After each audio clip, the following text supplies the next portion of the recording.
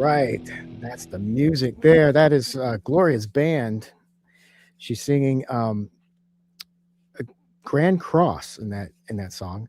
Is the title of that song. Hello, I am Jayme CheeseSlice. I am the engineer and producer of Uncontrolled Opposition, and today we've got a fun guest for you.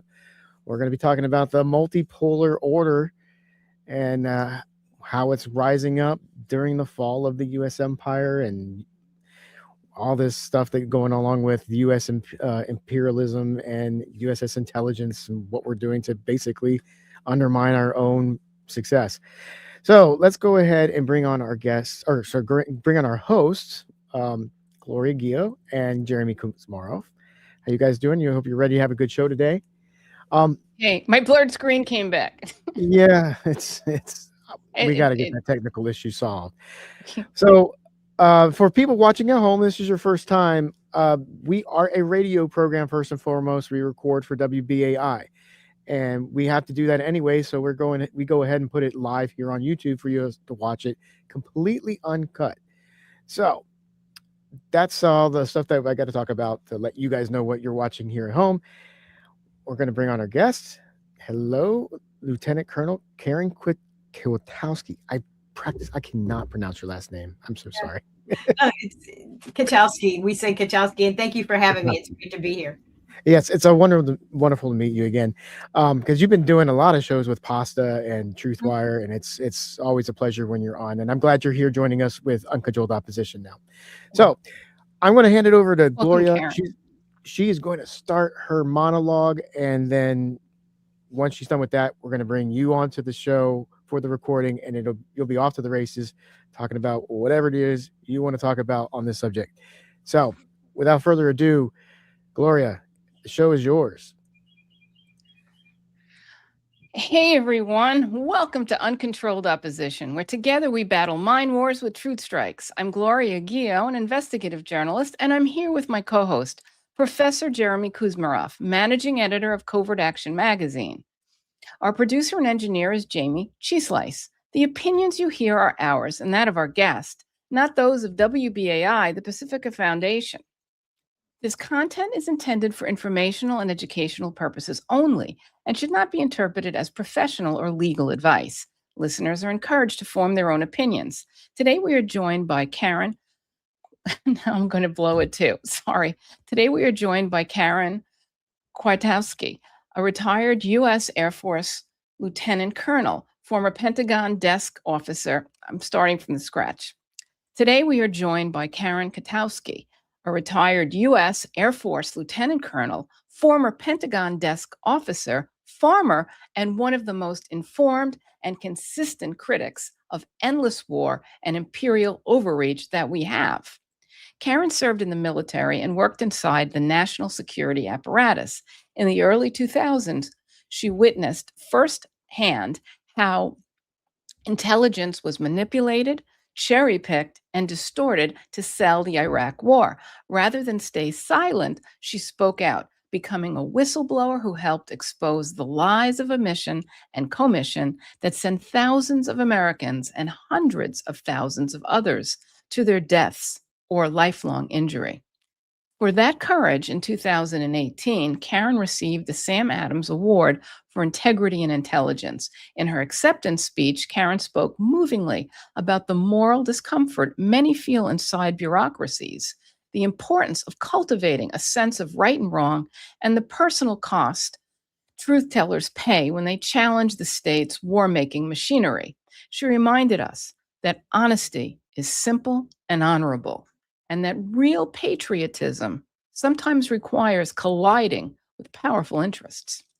Karen's perspective is rooted in deep experience. She has seen the machinery of government up close, the revolving door between political leaders, military institutions, and defense contractors, the incentives that reward perpetual conflict, and the way ideological and special interest networks, particularly those tied to Israel's security concerns, often drive policy more than sober military analysis. She has warned that the U.S. acts like a late-stage empire, reaching instinctively for military tools even when they are ineffective or counterproductive, while underestimating the resilience of designated adversaries like Iran.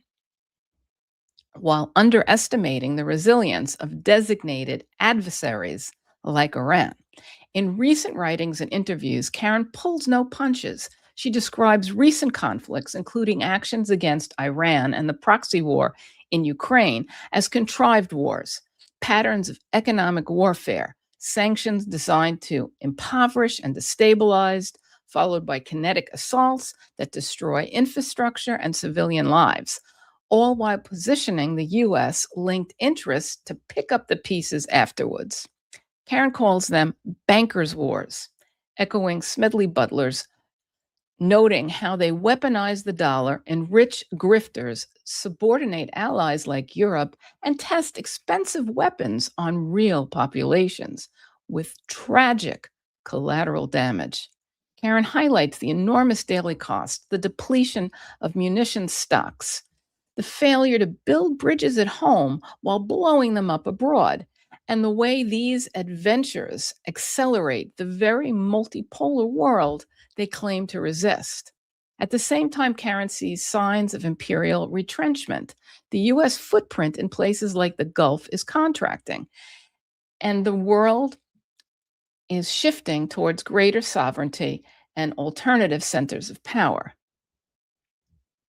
Karen argues that resilience by targeted nations, diversification away from U.S.-dominated systems, and the limits of military power are reshaping global politics. She is skeptical of forever mobilizations and militarized national identities, and she urges Americans to recognize the chasm between what ordinary citizens want, peace and prosperity, and what elite networks pursue.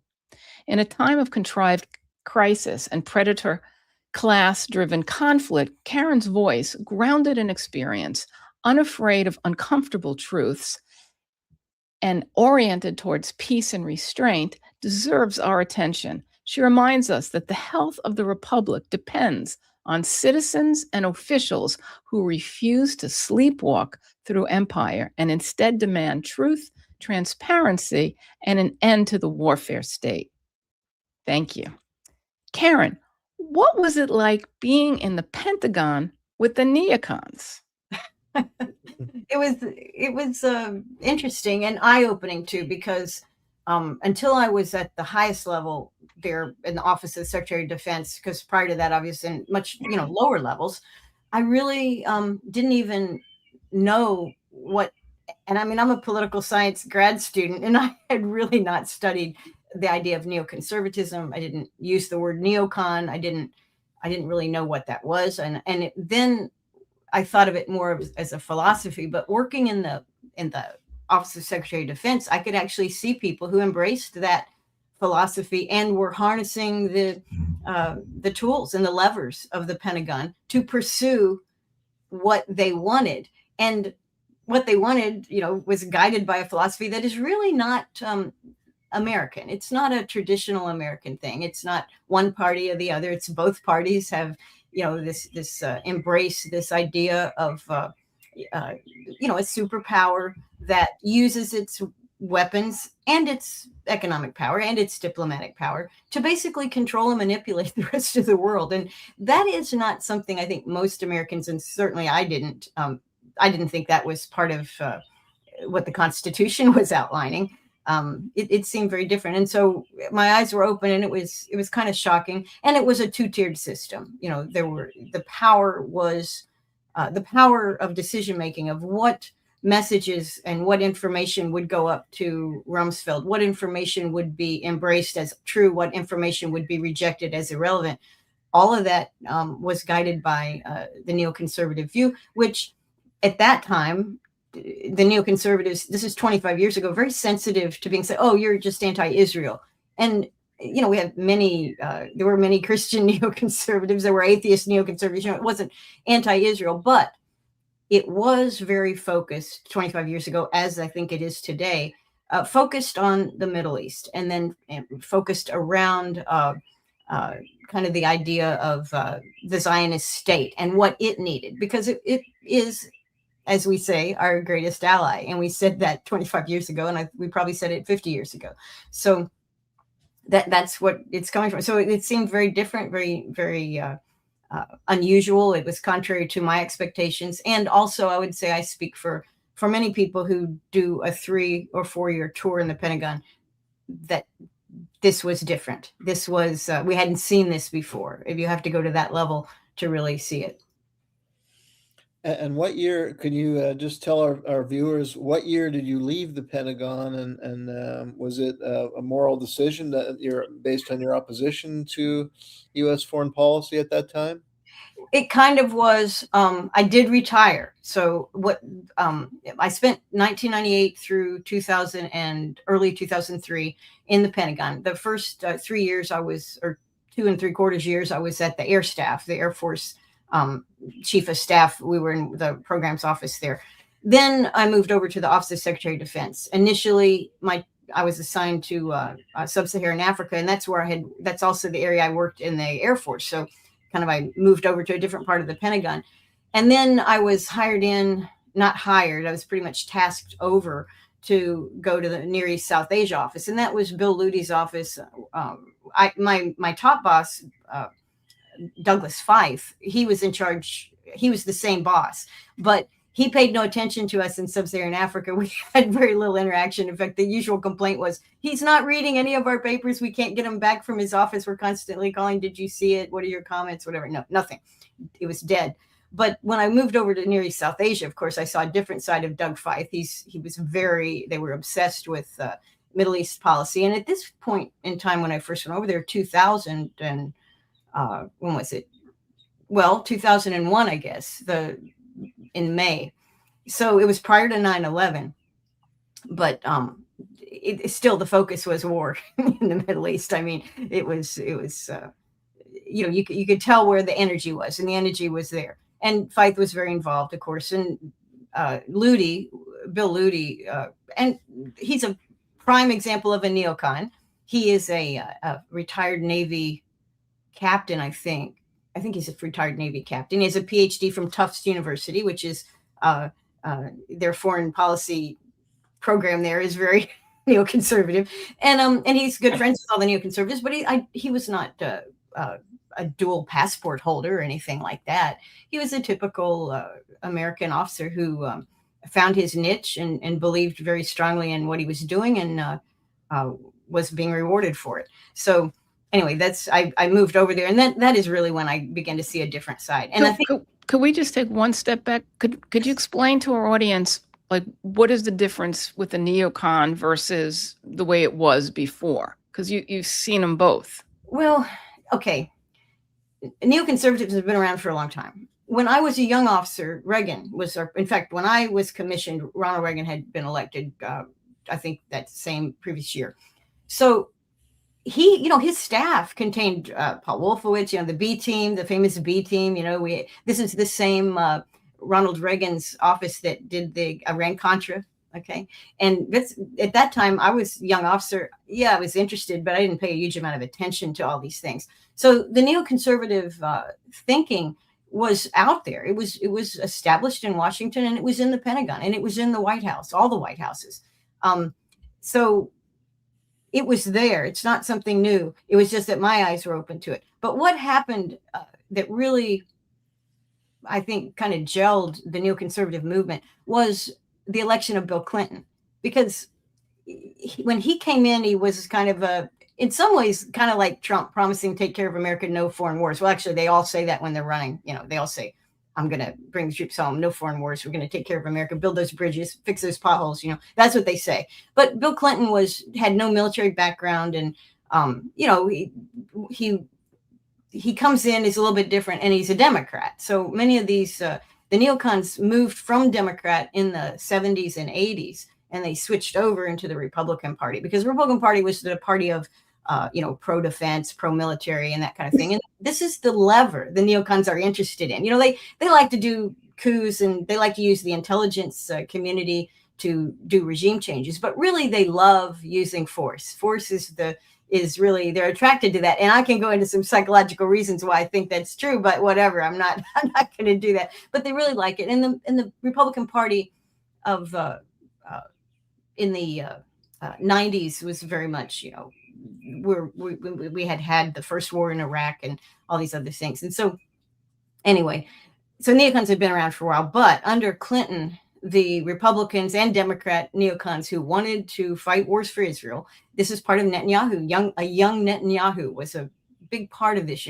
What's the vision for the Middle East? Well, Netanyahu's vision for the Middle East is greater Israel and a very powerful Israel, an Israel that can do as it wishes everywhere, which some people say, well, that is Israel. That's Israel today. But it's not really. It was a vision that they had and probably still have. But in the late 90s under Clinton, and Clinton was, like many presidents, was compromised in some ways. So he kind of had to do, he kind of had to show how tough he was. And they leveraged that with the Project for a New American Century and a number of neoconservative think tanks in Washington who formulated, this is what we have to do. And of course, early on, in between the first Iraq War and the second Iraq War, we had what we used to call the Monica missiles in 1998, attacks, periodic attacks, also obviously heavy use of sanctions. I think people remember the famous Madeleine Albright 60 Minutes interview where they asked her, we're not allowing food and we're bombing,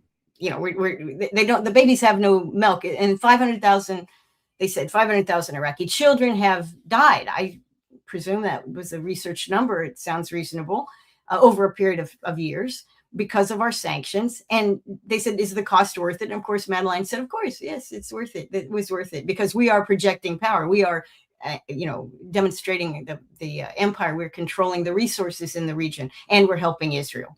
And so anyway, they leveraged, I think, in the late 90s, Clinton's vulnerability. And you remember he was impeached by the House, and it was over, some sort of affair. Remember the whole Monica Lewinsky story. And so it's very lurid, kind of thing.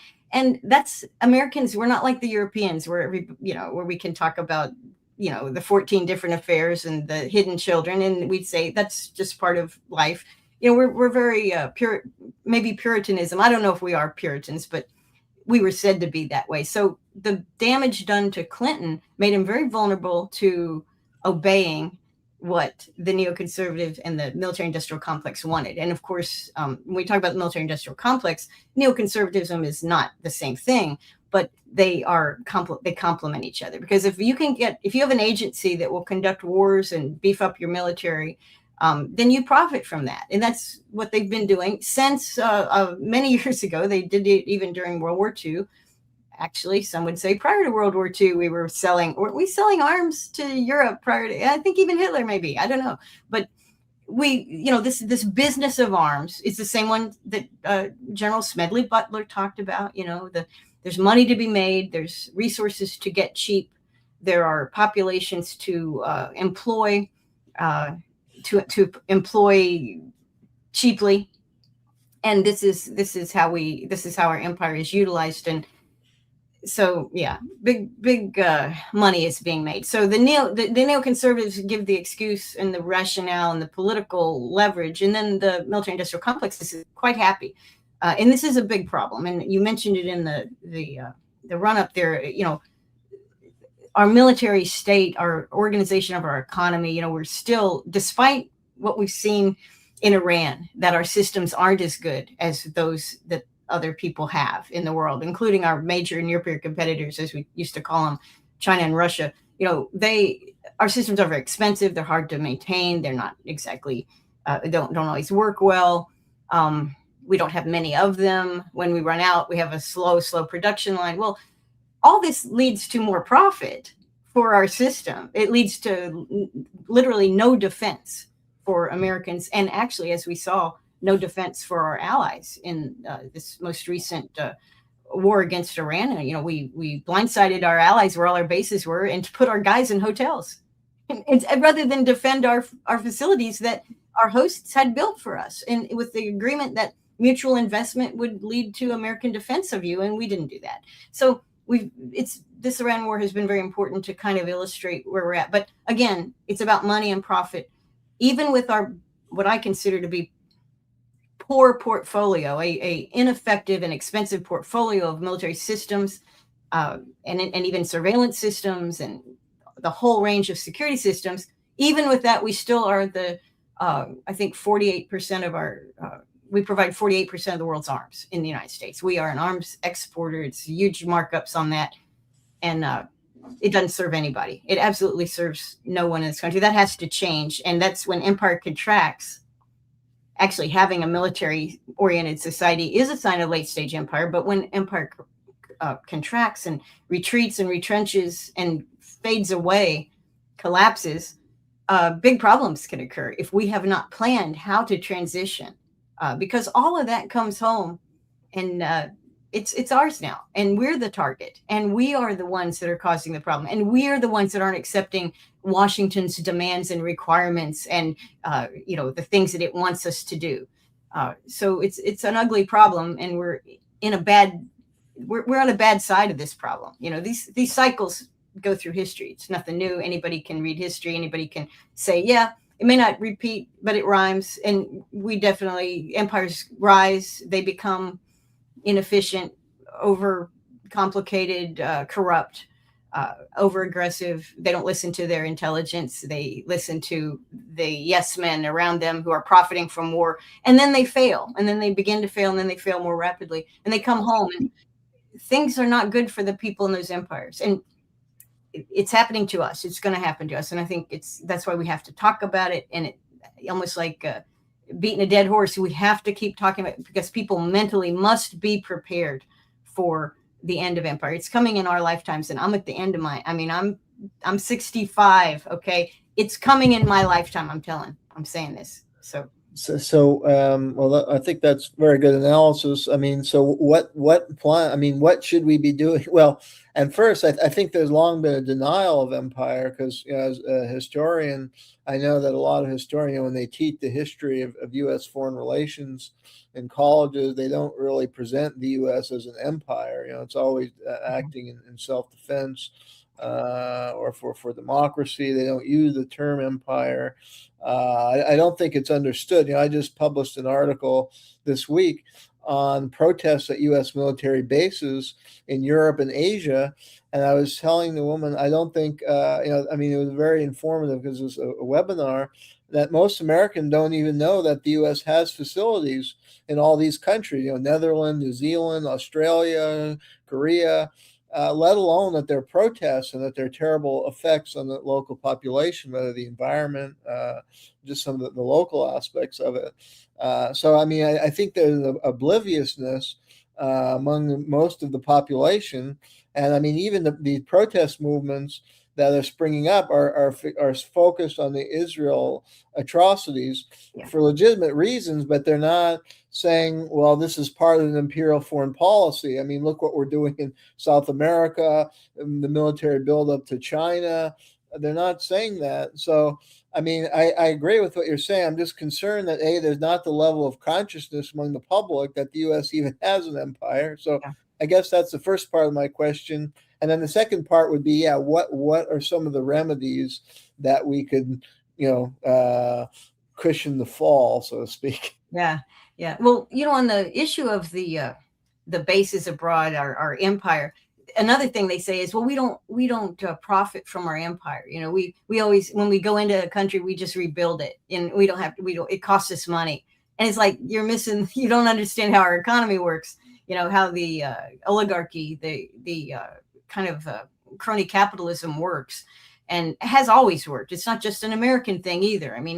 This is a system that profits, that once you're in that system and you're profiting and you can control politicians, and it's the money, you're making money. So we have, and Judge Napolitano does say this, 750 to 800 bases around the world. Now, some of those are not big bases, and some of them are massive bases. And, just think about in Europe, and I don't think a lot of Americans really, because of the economy, COVID, if you think of the last 10 years, I think American travel to Europe is not what it may have once been. And certainly vast swaths of Americans never travel to Europe ever. And I only was able to do it because of the military. And I think that is a shared experience of a lot of people that are in the military. They would never have gone gone overseas, certainly not for a vacation, but the military sent us there. So we got to see things. But since I've been out, which has been 25 years since I left the Pentagon, we have a massive base in Romania.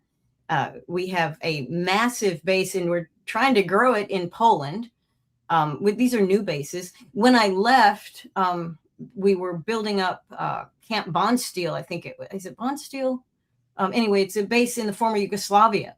And at that time, after, and this of course what was this? A product of the NATO war on Yugoslavia back in the early 90s under Clinton. This was the world's first humanitarian war. That's how they sold it. It was a humanitarian war. And then when you, and this was the beginning of my kind of awakening to what they say is not what they do. And what they say is actually geared to make you believe a whole fantasy that is really hiding something else. But, the former Yugoslavia, even the stories they told, even the reasons, the rationale, all these things did not match reality. But we ended up in a good place because we had this massive, massive military base in a country. I forget where it was, and I can't think. It sits in one of the former parts of Yugoslavia. And why is that important? And Romania and Poland. Why is that important? Because and Ukraine, these are the backwaters of Europe. These are the former, parts of the Soviet Union under Soviet control, under communist control.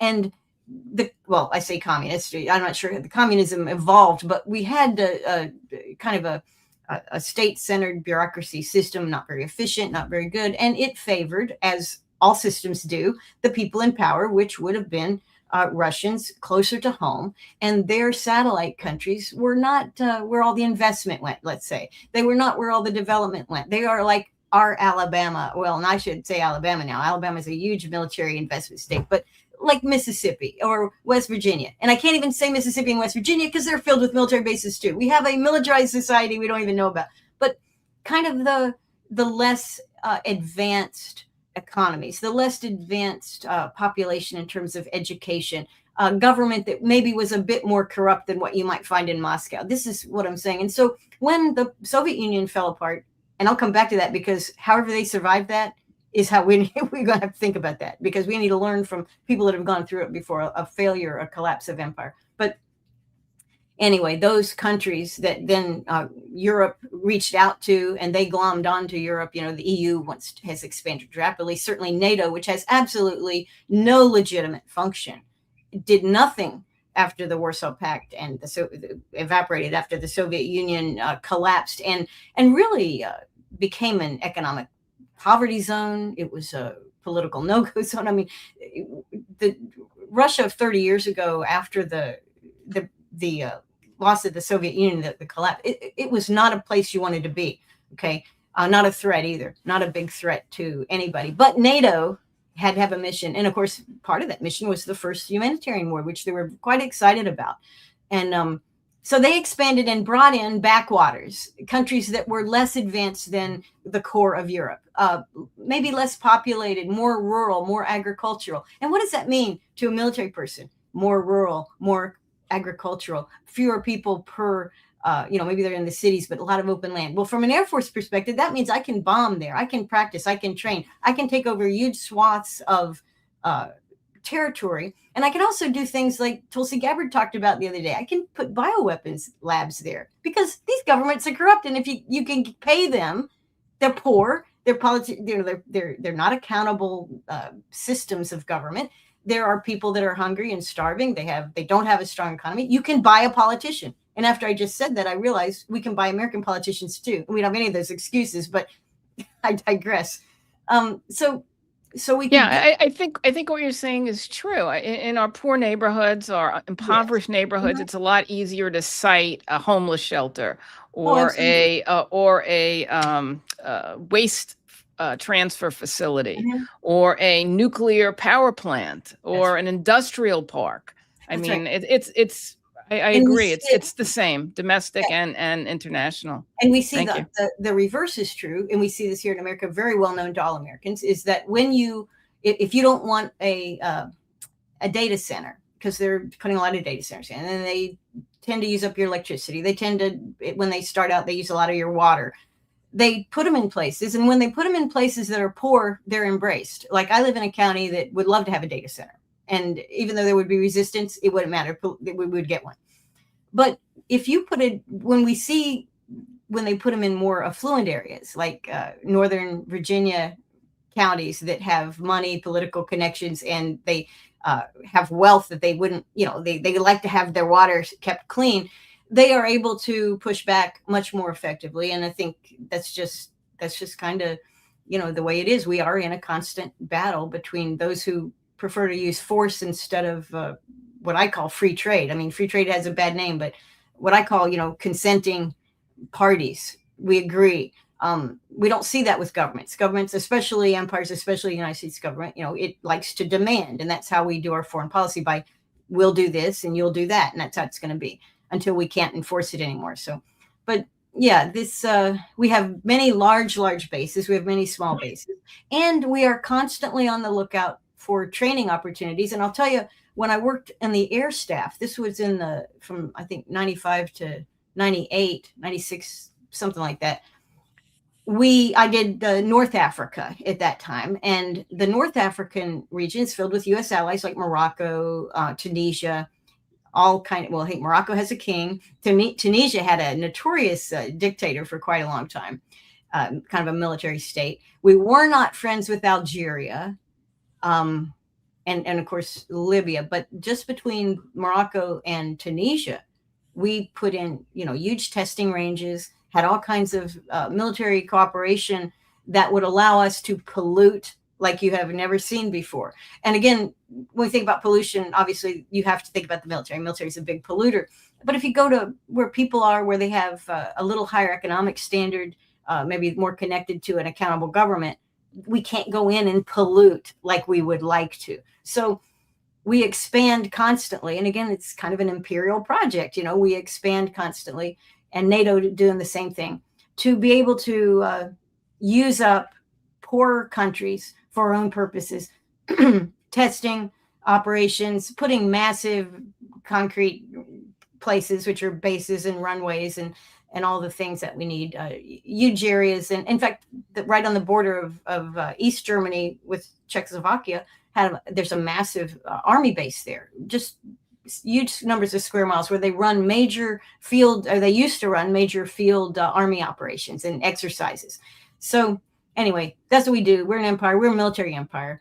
And it's true, we don't, some wealthy elites do make money. The five, we used to have many military contractors. Now they're under the umbrella of, I think, 5 big ones, and that's it. We're getting in our silos and becoming way more complex, which is another reason our empire is failing. But these companies make an incredible amount of money. And years ago, 2004, I was participated in a movie called Why We Fight by Eugene Jarecki, and it won an award. It was a really cool documentary. And I was in it as just, I was in it, interview or whatever, but they had so many things. And he went to a lot of these small towns where they have the manufacturing plants for munitions, guidance systems, aircraft, tanks, you name it, went all over the place. And he would go to these communities, and they're not wealthy communities. They are working class, middle and lower middle class communities, and they work. And that's the only jobs they have. That's the best paying job. That is not a high paying job. It is just the best paying job in your area, where you don't have to drive 2 hours to get to work. And he interviewed these people, and he said a lot of people that work there, he said, what do you think about where these weapons you're making are going to go? Because it looks around the world. We don't know where the world is. We don't know where these countries are, but they end up killing people and bombing and polluting and destroying around the world. And the people were just like, I don't want to think about that. I wish that it wasn't the case. I like my job.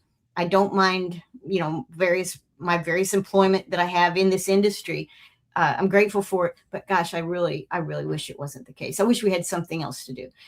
So what I'm saying there is the great profits that are being made are in the government and big city headquarters of these companies, in the stockholders of these companies, which of course, who owns the stock?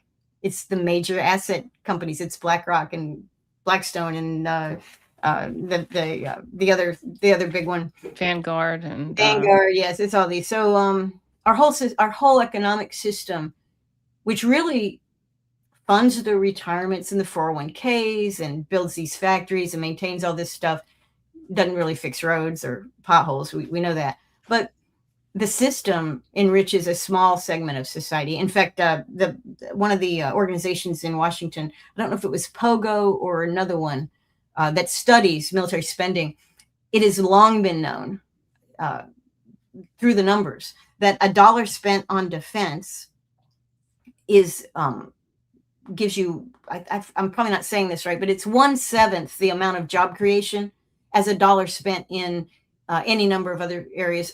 Specifically, $1 spent in healthcare creates more jobs. Anyway, it's like at the bottom of 7 or 8 categories where a tax dollar could be spent. How many jobs do you get? Military spending does not create a significant number of jobs, but we always hear that it does. We hear this, and we're hearing it right now as a part of the Israeli government is, and the AIPAC, of course, is pushing to modify the National Defense Authorization for 2027, and of course, all following authorizations after that. They're inserting language. It's proposed now. It's not been signed into law, but inserting language that integrates the IDF, integrates the Israeli acquisition system, integrates Israeli intelligence and research projects into the Pentagon, into even probably the CIA and other intelligence agencies that are not really Pentagon controlled. And one of the things that is being said about that is, well, the Israelis will manufacture their weapons in mid-America, in the American South, in the Midwest, in places where the economy is not good. They'll create jobs. And I think it sounds good on the surface. Oh, well, people need jobs. Well, every dollar you spend on munitions, the Pentagon, and even intelligence creates very few jobs. In fact, what we're now seeing is, and I'm sorry to keep going on, but it is important.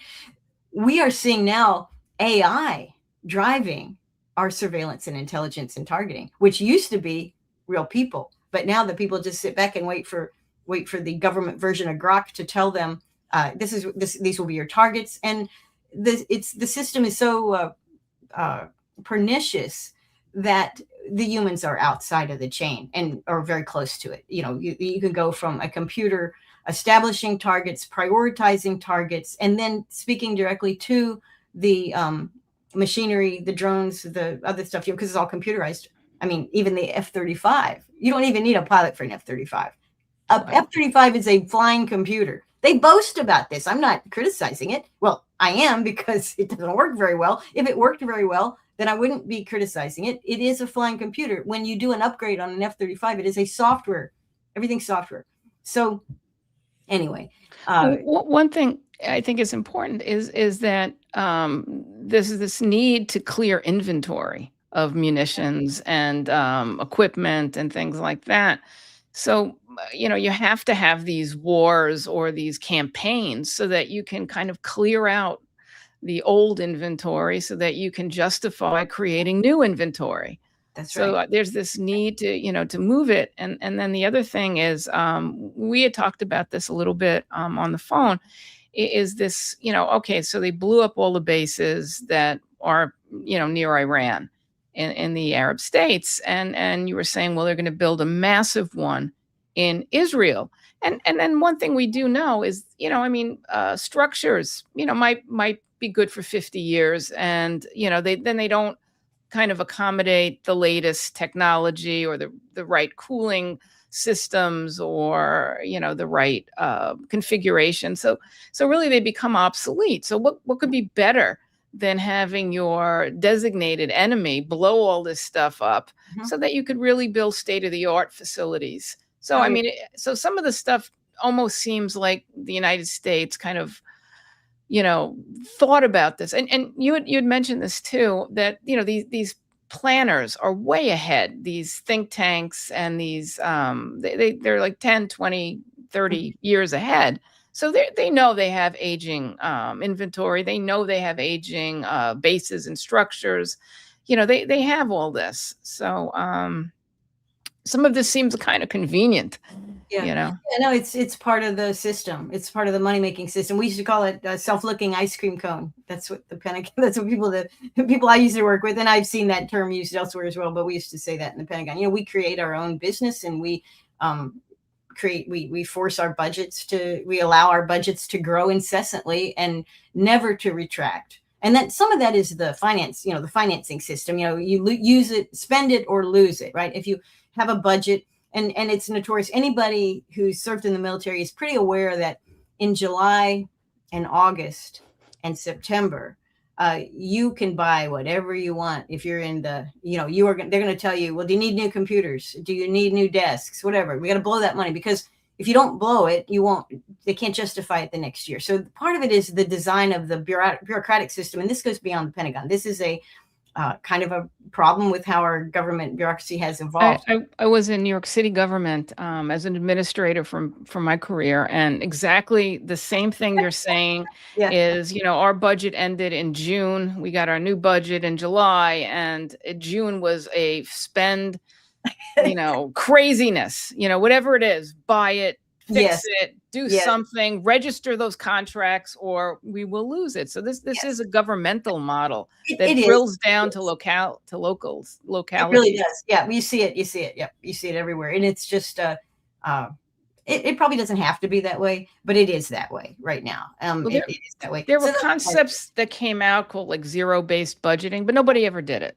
No, because zero-based budgeting is akin to actually having audits that actually tell you what's really happening with your money and where all your stuff is. We don't know. The Pentagon, well, not only can they not pass audits, and usually we're told it's because they have too many different systems that don't talk to each other. But actually what it is we have too much stuff. We have no idea where it is. And there's no incentive to track it. And it's too hard. Now, Elon Musk, to his credit, believed, and he's right, that if you focused AI functionality on an audit, on tracking things, you could do what people couldn't do, which is to know where your stuff was. But you see that our AI is not being employed that way. They're not interested in finding out where all their stuff is. They're interested in losing it and getting it destroyed so you can get more stuff. But I will say, basically, what you're saying, what I think is the way it is, when we pulled out very awkwardly and way too late from Afghanistan, which was long past time,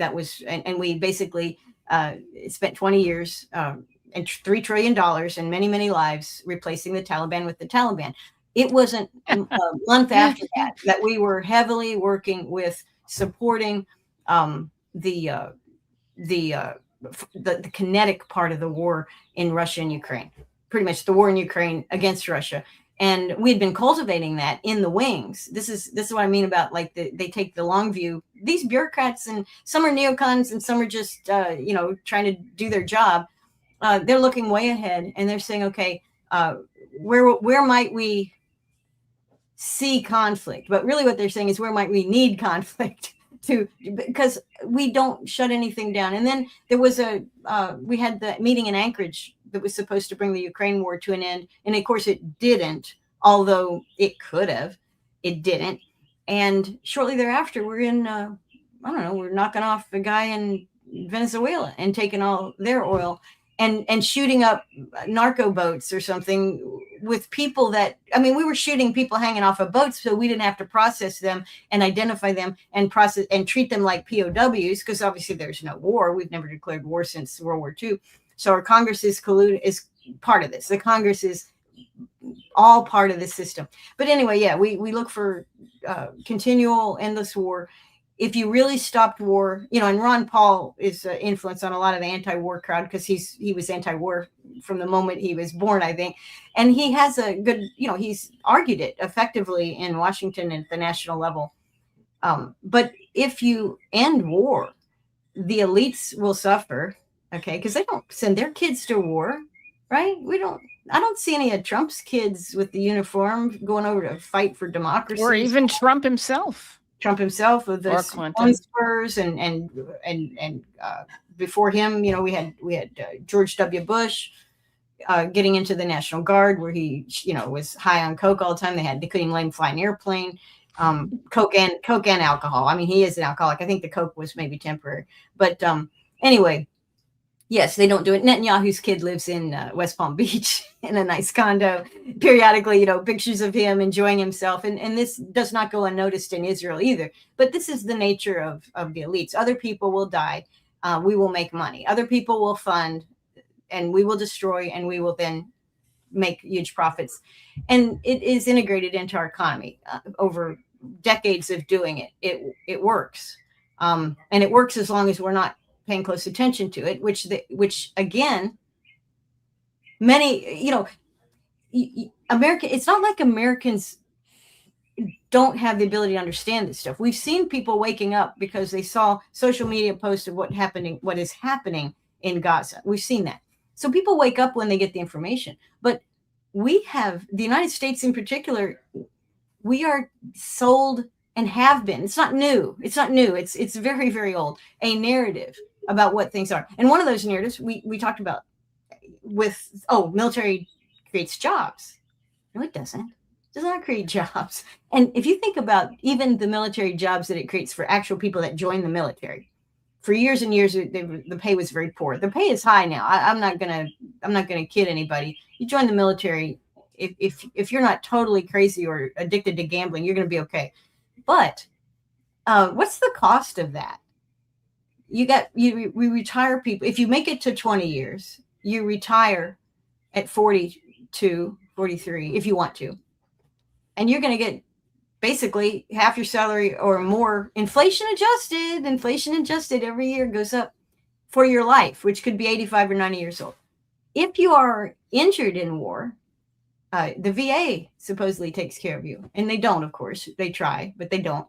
But that is a humongous cost on society. The VA was incriminated really in the opiate thing from the people that did the museum. I forget the family, but the museum in DC that was funded by the same family that was selling all the OxyContin to everybody. Anyway, the oxycodone epidemic, the opioid epidemic. The VA was a big part of that. Soldier, come in. I'm in pain. I don't feel good. I'm not happy. I'm depressed, whatever. They knew what to do. And of course, again, big pharma is connected in some ways between the bioweapons and the treatment of injured and psychologically injured and addicted Americans, many of whom come from the military or are made that way because of the military. So the cost of the military on our society is humongous. The creation of jobs that it provides is minimal. Okay, that's just the numbers. So, but we're told something very different, and the military is glorified. Obviously, Hollywood is the CIA and Hollywood are like twins. They work together constantly, and the entertainment is great, but it is a fantasy. It's not real war.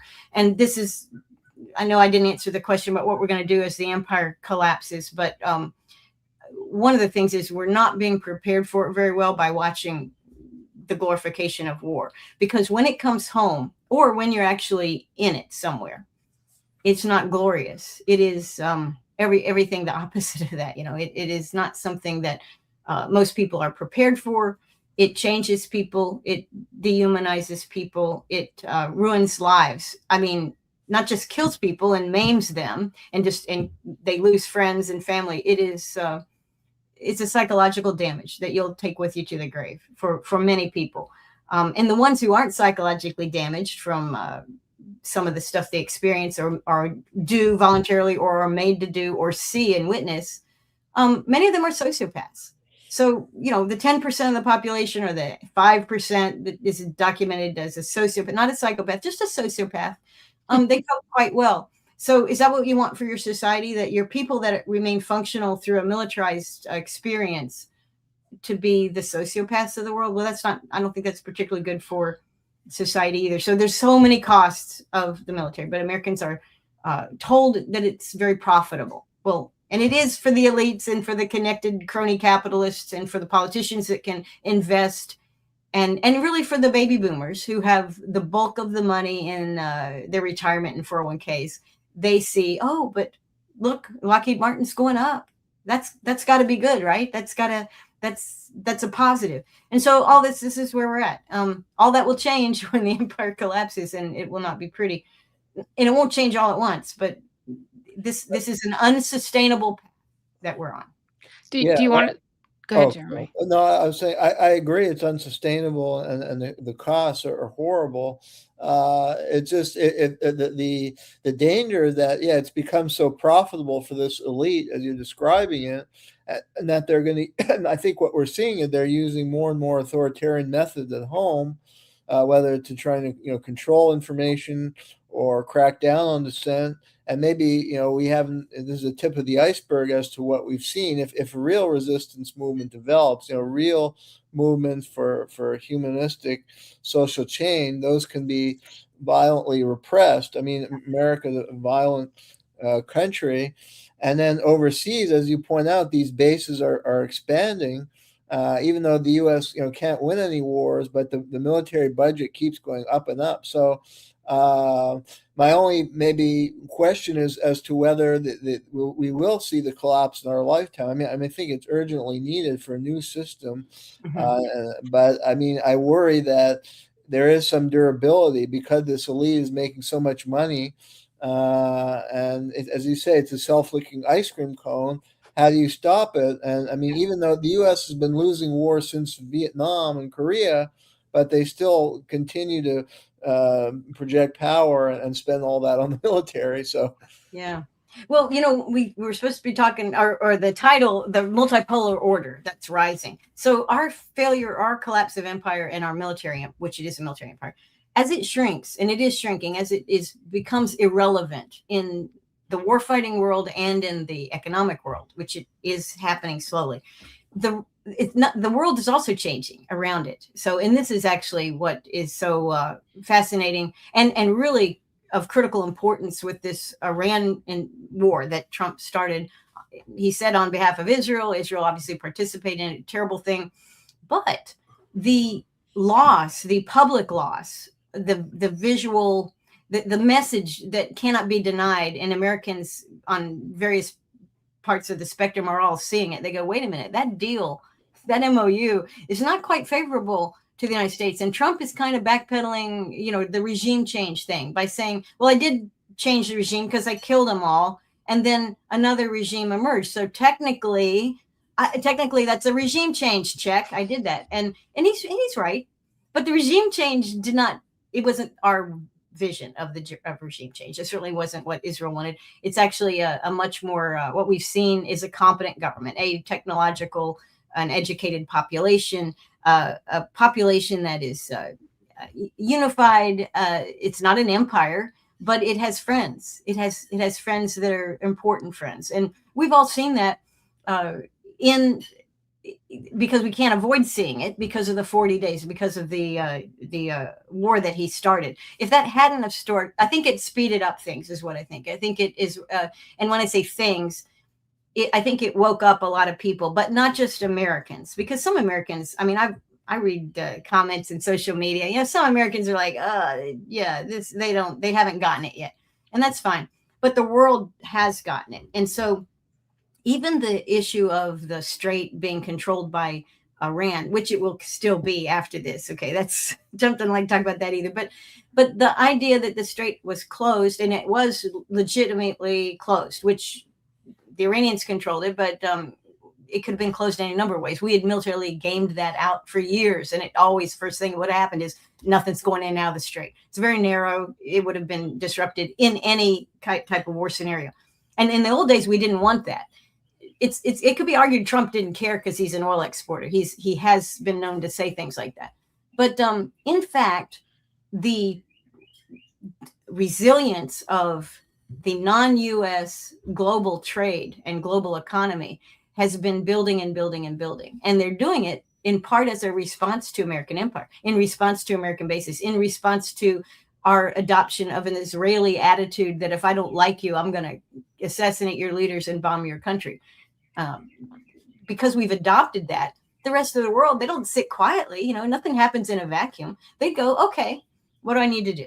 So defense is important. So other countries, we talk about our Defense Department. They now correctly call it the Department of War. It defends nothing, never did. But other countries, when they say defense, they mean it. They are defending a territory that is controlled by a single state that has some measure of legitimacy. There's unity between the people and the government says this is my territory, and they defend it. That's defense. You know, with Iran, they with many of their Lego videos and also in their messaging, sacred defense, because the head of Shia Islam is their leader, and they see themselves as a moral country. So sacred defense. We don't have that in this country. We have making money. We make money. We call it defense. We make money. But the rest of the world has adapted and changed. And things like disruptions in not just the Strait of Hormuz, but the Malacca Straits, other straits. Look at Trump's attitude towards the Panama Canal. That's basically a choke point. What did Trump say? Well, we have to control that. Well, you know what? Trump, you feel that you have to control it. You know, I can kind of see that. Guess what? A whole rest of the world's looking at all of this and saying, well, what are the alternatives if this happens and that happens? And so multiple transportation and trade corridors, New Silk Road, north and south trade corridors, all the way from, northern Russia, all the way down to, North Africa, effectively, and certainly the Middle East and India. The rest of the world is investing in resilience. They're investing in their neighbors. They're investing in relationships. And we're seeing this now as a result of the Iran war, also in the Middle East, that for the first time ever, you have Iran, Pakistan, Saudi Arabia, Egypt, and Turkey, Sunni, Shia, all over the place, all talking about a security umbrella for the region that excludes the United States. Those bases will not be rebuilt. You know, we con people into building bases for us too, right? Because we see the same way we con Americans. Oh, it'll create jobs for your people. and your politicians will get kickbacks. Well, that's what we do here to justify the military. So it's not that the military system is very imaginative. You know, we have a thing that we do. We have a process that we follow, and we're actually not imaginative. We do think into the future, but not with the kind of imagination that would be something that could save the empire. It can't. We don't have that imagination. So things are changing, in part because our empire is there, and in part because it's visibly weakened. And I don't care what, Trump's going to make America great again. That's great. I very much liked Trump's campaign pledges of bringing the troops home and no wars. He said that. And then I remember that so did George W. Bush said that. And said that. And Obama said that. And I don't remember what Biden said, but I imagine he said the same thing. And then Trump says this. So they're lying when they say that. They really mean We're it. coming up to the end of the show. I just want to give Karen a chance to tell our audience how they can follow your work. And you've also written a couple of books on Africa. I don't know if you want to pitch those while you're here. Yeah, no, I mean, I can't pitch the books really. I did them as an active duty military officer.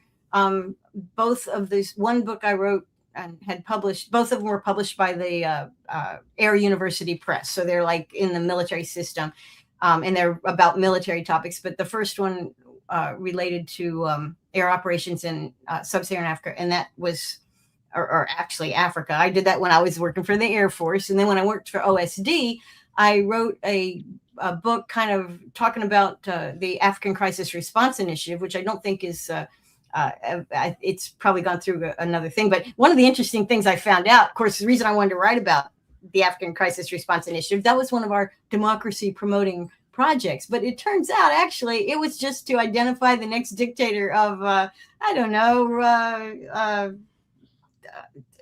different countries in Africa, that we had a military guy that we lined up to be the next guy. And there was a hypocrisy there, and kind of a sense of, we're spending a lot of money. We say we're doing it for this reason. Really, we're doing it for the other reason. And guess what? It doesn't work on either. It doesn't work for the stated reason. Not very effective. And it's also not very effective at extending U.S. influence, even though we are able to identify the next dictator of this or that country. That was back in the late 90s and early 2000. I think the program has shifted. And actually, we don't talk a lot about African countries, and there's so many of them. They read the Pentagon and U.S. policy and the U.S. empire. They read it very accurately. They understand exactly, they would be watching the show and go, why tell me something I don't already know? They know it. They know it. And I think most of the rest of the world does, which is why they've adapted well to our empire. And they are well positioned to, as we become irrelevant as a military force and as an expanding empire, as an exploiter or a moneymaker and polluter, because, the military is the 5th largest polluter on the planet, bigger than any, it's the 5th largest as an entity. That's insane. It's been that way for quite some time. Well, people could follow your work on Substack too, right? Pretty much everything, most things anything I write's on Substack. And I write for Lou Rockwell, and Lou Rockwell was where I always published my articles after I got out of the military. He wouldn't take anonymous articles. So the articles I wrote when I was in the military, critiquing some of the stuff I was seeing in the Office of Secretary of Defense, was published by David Hackworth's site. And he totally was willing to do it anonymously. And also, he never knew me. And I don't know if you remember David Hackworth, Colonel Hackworth. He was not a big fan of women in the military. And so when I contacted him about, I have these things, I need to get this off my chest kind of thing. He didn't even question immediately. And I said, well, why would he doesn't even know me. And plus he's not a big fan of women in the military. And why would he be so receptive? And it turns out he had tons of people in the Pentagon telling him all the same things, but nobody was writing it down. Nobody was willing to really take the risk, because it's a little bit of a risk, but today it would be much worse, because you can't log into a computer. I mean, it is the surveillance state, cubed. It was very difficult to do that. What I did, I sent him articles from my government computer, if you can imagine how that could not be done today. But he accepted it because he knew he had confirmation that I had no idea about from all the contacts that he had inside the Pentagon. Anyway, so Lou Rockwell, and then where else? Oh, Judge Knapp has a website, and I post them there. But yeah, I mean, I'm easily Googled, and I'm sure you'll find there's some anti-neocon, or there's some neocon hatred directed towards me, which has been around. It's still, there's fresh stuff and there's old stuff from 25 years ago. And, it's a badge of honor. Well, it's an honor to have you here, and thank you for your service, and thank you for coming on the show and speaking to us. You also are doing some co-hosting with Craig Pasta Jardula, who is the executive producer of our show. So people can also check you out on his show, Drive Time, which is from, I think it's 9 to 11, or is it? Or 8 to 10. 8 to 10. 8 to 10. Okay, great. The opinions you hear are ours and that of our guest, not those of WBAI or the Pacifica Foundation. That wraps up our show for today. This is Uncontrolled Opposition. I'm Gloria Guillo, joined here by Professor Jayme Kuzmarov. Remember to like and share our broadcast. Your kind support keeps us going. Please find us on Substack, Twitter X, and Podbeam. Thanks for tuning in. I hope to see you next week. I had wanted to go 4:49, 4:30. Okay, yeah, actually, I wrote about because I wrote a book on Bill Clinton's foreign policy, and I had a chapter on Africa. So I had a section on the crisis response. Yeah, that was kind of cover for kind of more imperialistic intervention. Yeah, so I may have even seen, when I was researching, I might have actually read your monograph. Yeah. Yeah, that's what it was, kind of a monograph. Yeah, it wasn't a book like a novel or something. Yeah, I may have read it. I think that was kind of a forerunner of AFRICOM, I think. Yeah, it was. Oh, it was a big intention. Yeah. And I don't think we ever got, one of the things we were talking about 25 years ago is AFRICOM's headquarters was in Stuttgart, UCOM headquarters, and that's how it was run out, managed. And they wanted to put a headquarters in Africa somewhere. And if I don't think we did, unless it's in Djibouti, which is an island of multiple militaries. And I don't even know if there are any Djiboutins that have space to live there.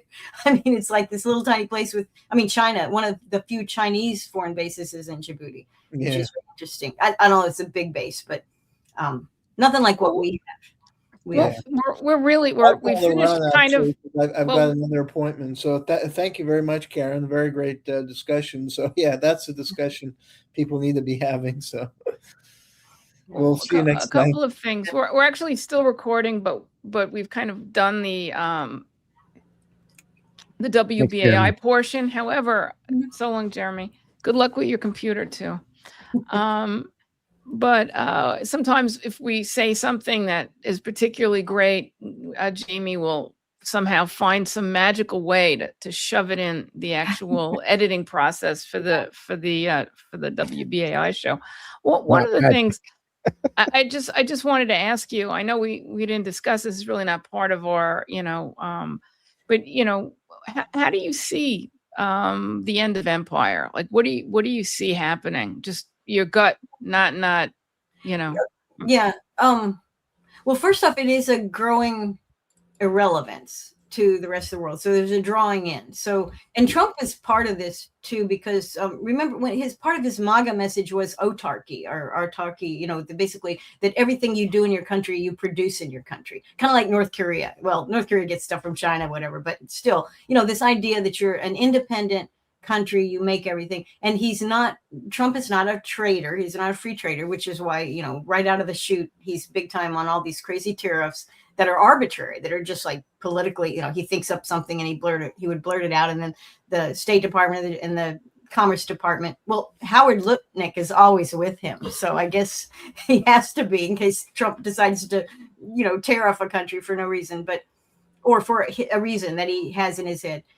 Anyway, that is a sign, even though we don't think of it, that's a sign of empire, because, you think about the great empires of the past, they were always, the centers of empires had the goods from the world, because the world was their world, their colonies. And even the various European empires, like the Portuguese Empire and even the Belgian Empire, which isn't very big, but that was something that, they traded and took the stuff. And so it was cosmopolitan, and it was about having lots of different resources and choices, which is what we associate with being wealthy or doing well. You have choices, or poor people don't have choices, but we have choices. So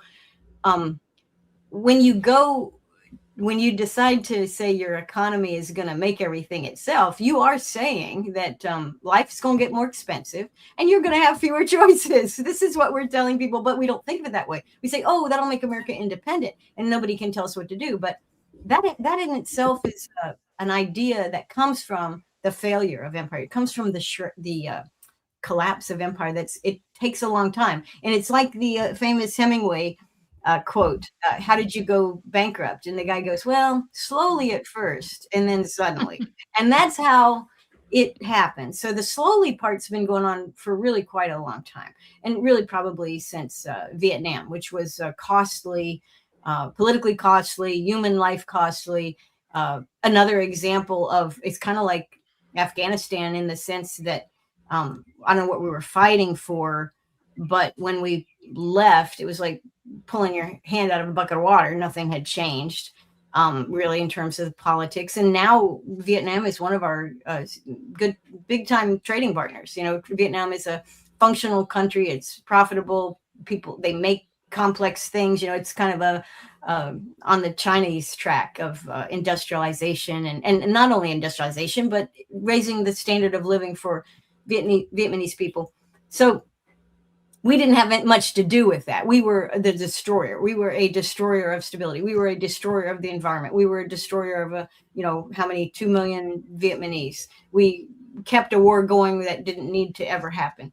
So, and we lied about it. So that's well known to the world. It's well known to many Americans, partly because so many were sent over there. We can't field an army. Like, we have not been able to field an army like we fielded in Vietnam for decades, and we can't do it now. And so Trump not too long ago said kind of justifying the end of the war or end of hostilities. He said, Americans have lost their appetite for war, or Americans don't have an appetite for war. And it's like, dude, you don't get it. You're not getting it. We don't have the people. Even if you had and then they said, well, we need a draft.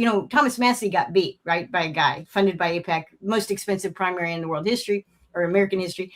But this guy that beat him was just kind of a nondescript fellow. But one of the things, and it's the only thing I've ever seen reported as to what he stands for, is he was advocating for return of the draft. In northern Kentucky, southern Ohio, which is a big place where the draft took people back in the day because it's poor, it's Appalachia. He's running on, I'm going to bring back the draft. And of course, I don't think that's why anybody voted for him, assuming they did vote for him. I mean, it was a very expensive race, and that's politics. But if you had a draft today, I think it's so ludicrous because many people, and a lot of them who are former military, say, "Oh, we need a draft. We can't get the people that are volunteering. They're no good. They're not what we need. We need to be able to draft people so we can get a nice cross section of fighting American men and women." Okay, well, have you met an 18 to 30-year-old person recently? Like, this is a different generation than my generation. These people are. They may not like to read a lot of books, but they do consume a ton of information through many different sources. They are a prove me, show me generation. They are not going to listen.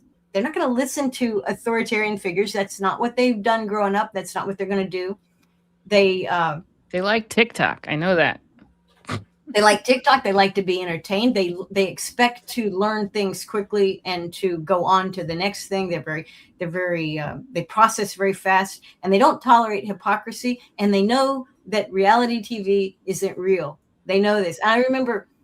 They know our news isn't real. Yeah, that's right. Yeah. Nobody watches the news. No, they don't watch the news. And if they do watch it, they find it suspect or either entertaining, like Babylon Bee or the Babylon BB, which we had to create because the Babylon Bee is so, it used to be funny until it's all Zionist. There's not, isms aren't funny. None of your political isms are really entertaining. But yeah, these folks would be incredibly hard to deprogram as we do for our enlisted folks, and then reprogram and rebuild. You would not be able to do it. And this is one area where I'm not sure the futurists in the Pentagon really have a handle on it. They don't know how to train these people. You need volunteers. If you don't want to do it, you can't make them do it. One thing I see a lot of, it kills me, is these video games and these, boy, they put in these narratives that are just outrageous, and they get away with it. So, and then also it's just this reaction of teaching this ultra violence and dehumanizing. And then the movies, and then Hollywood is just this ultra violence. I mean, when I was growing up, and perhaps, you too, it was like, oh, there'd be a bloody scene, they cut away from it right away. Yeah. You didn't have the gore, the level of gore. No, it's calculated. That we have today. It's to desensitize and numb. Desensitized to numb, to help train the potential recruits or fighters. But, there is humanity, and there are a lot of people that turn away from that kind of violence, of all generations.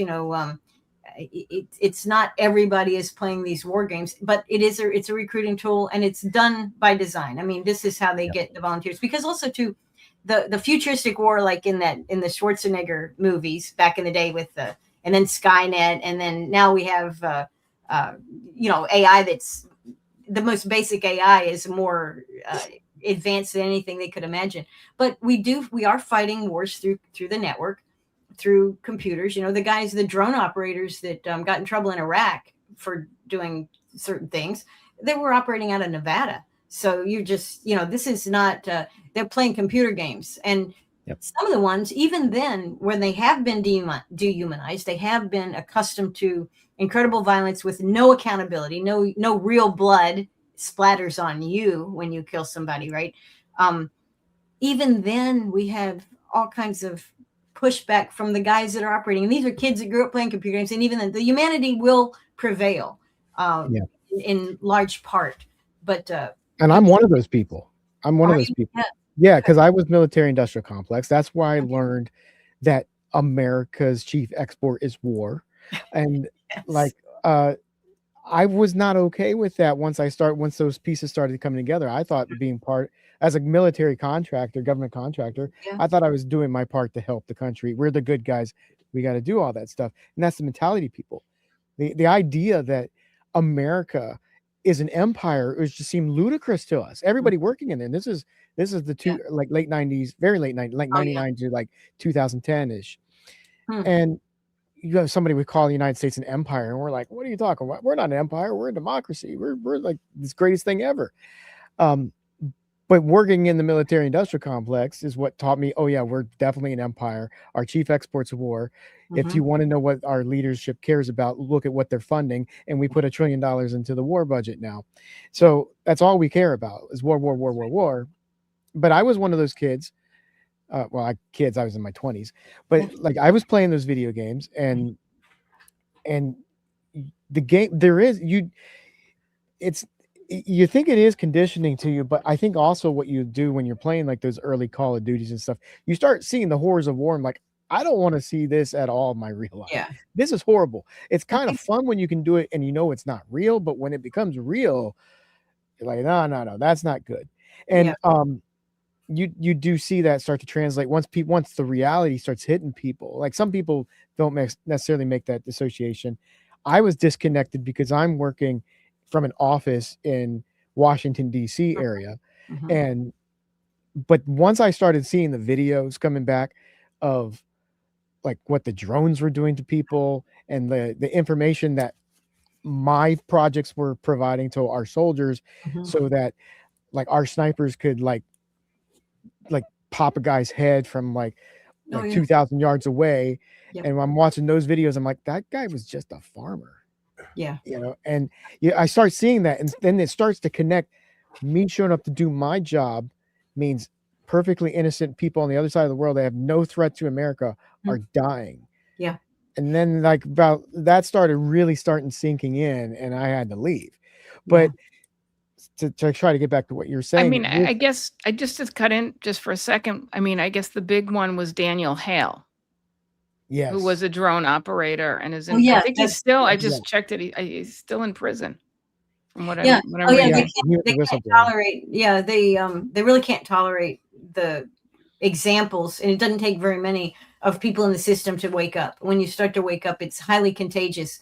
And, really to talk about how the empire will behave.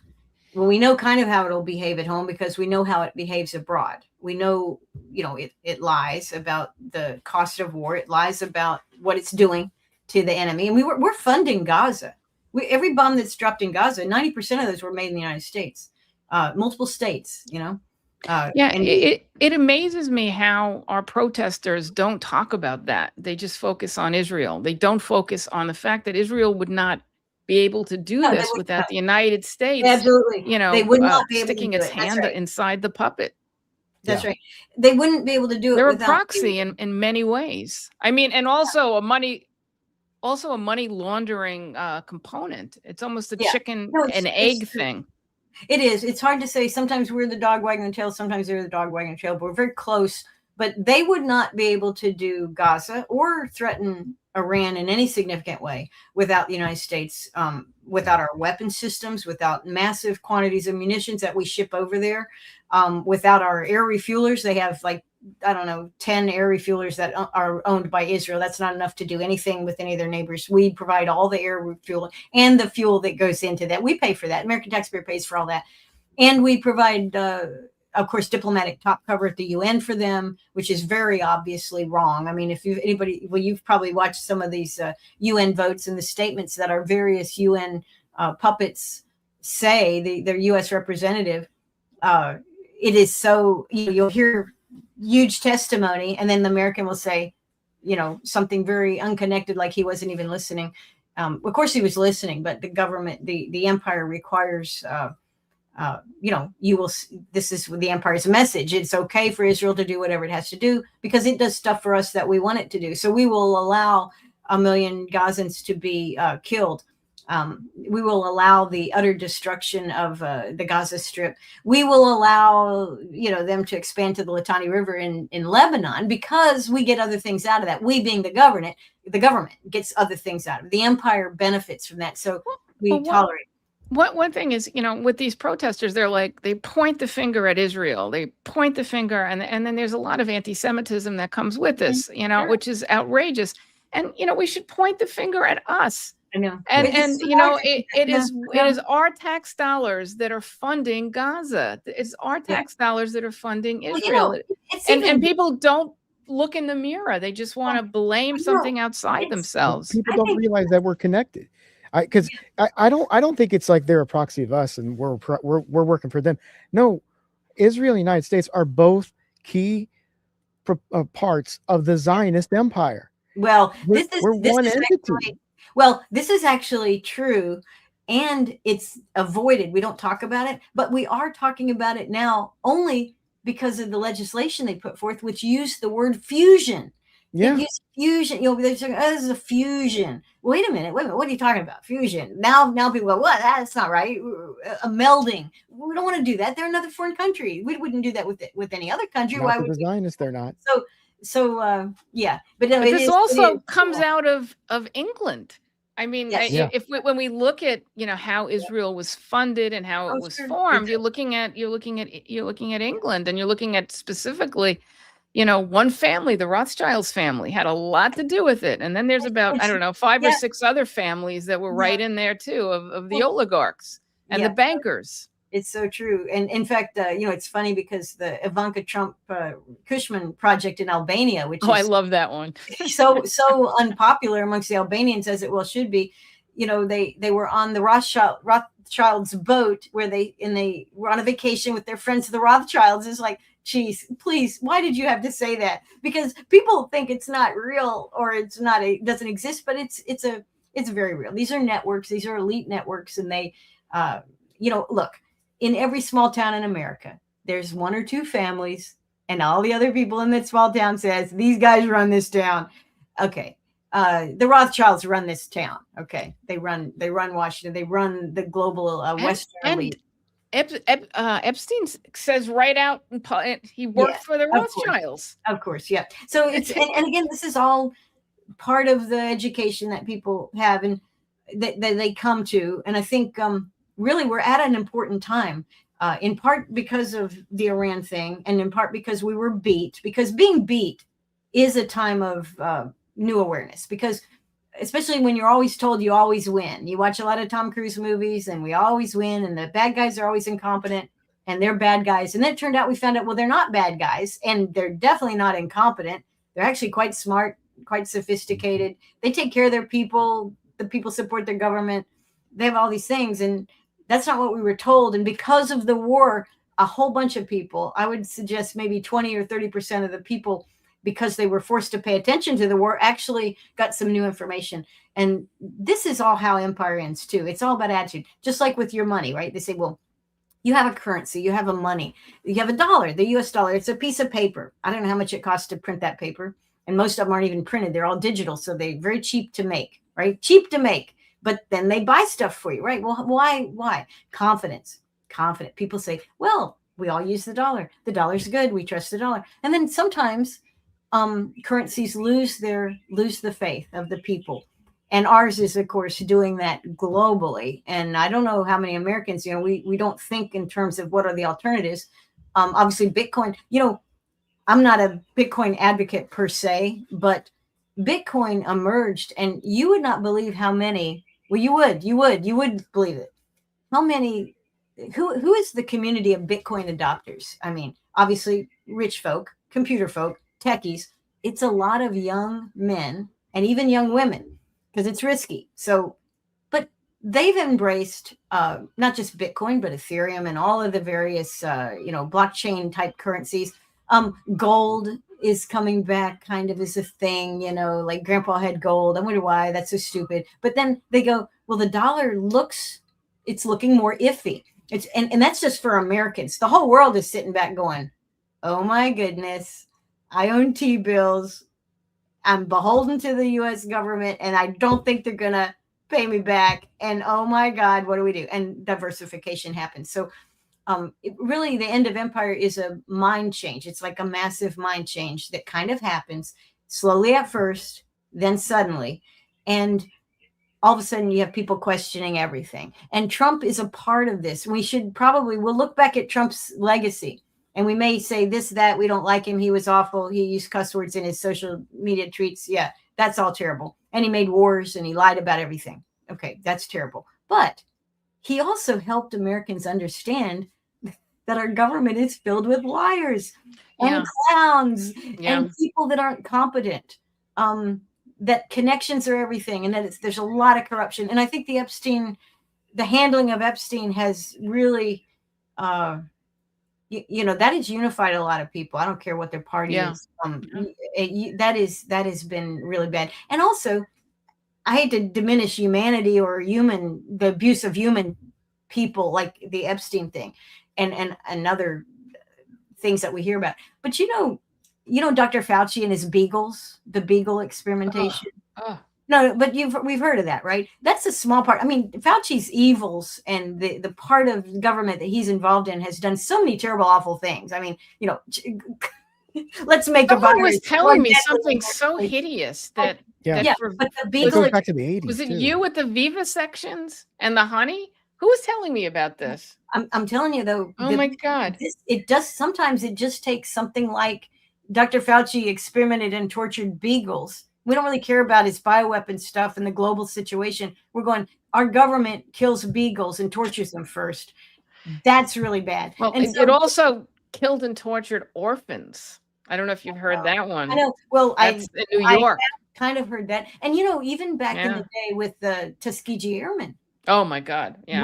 When people didn't know at the time, I don't think most people did. Obviously, some people did. But when that became a thing, and other things that our CIA has been involved in doing, not that wasn't entirely CIA, but it was, the whole merger of pharma and biowarfare and all these things.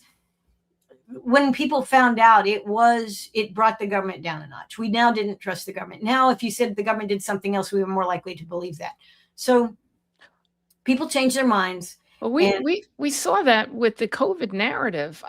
In the Black community, they always had, thank God, some distrust. They were like, oh yeah, this is going to help us. Right. Yes. Yeah. Safe and effective. Okay. Whereas the intellectual white folk were lining up for, That's 5, 6, 7, 8.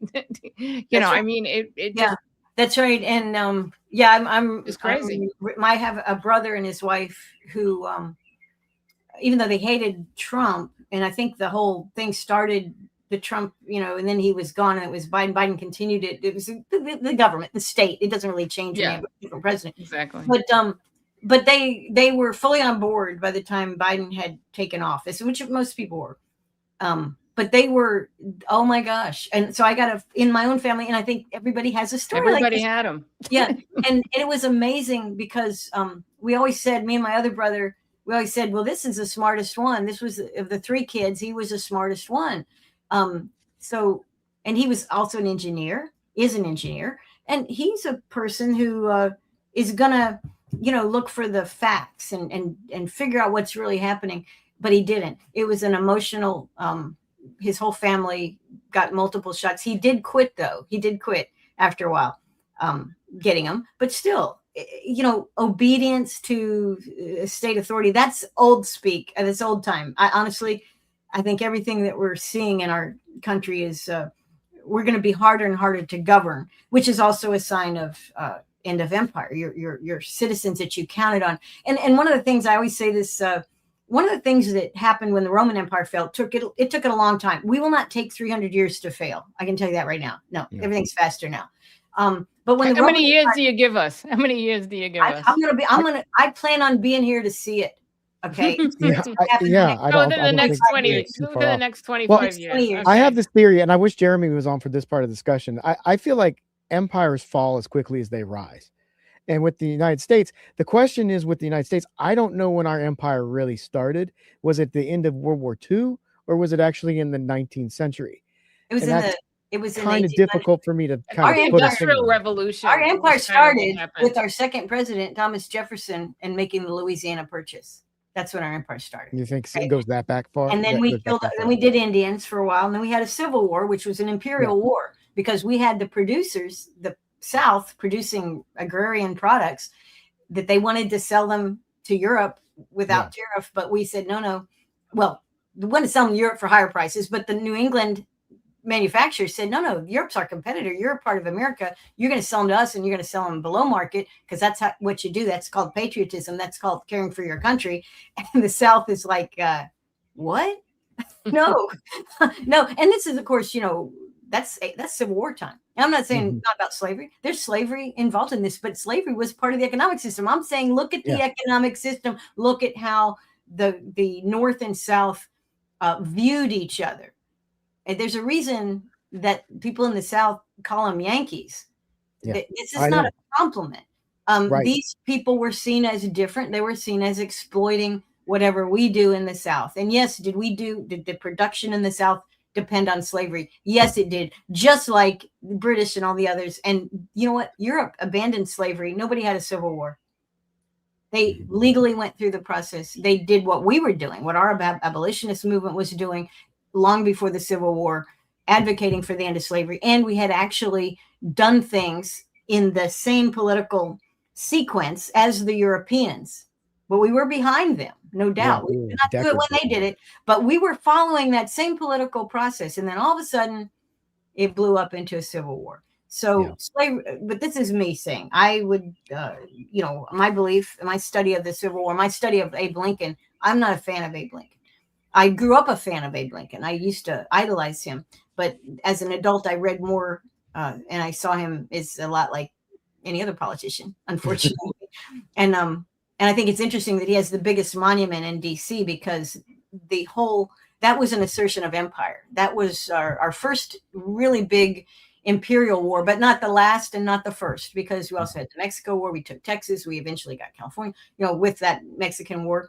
And Texas didn't remain a republic for more than 6 years. Mm-hmm. That was a great concern of Washington, that Texas not remain a republic. What an attractive idea that might have. That idea cannot get out. That cannot happen. And it didn't.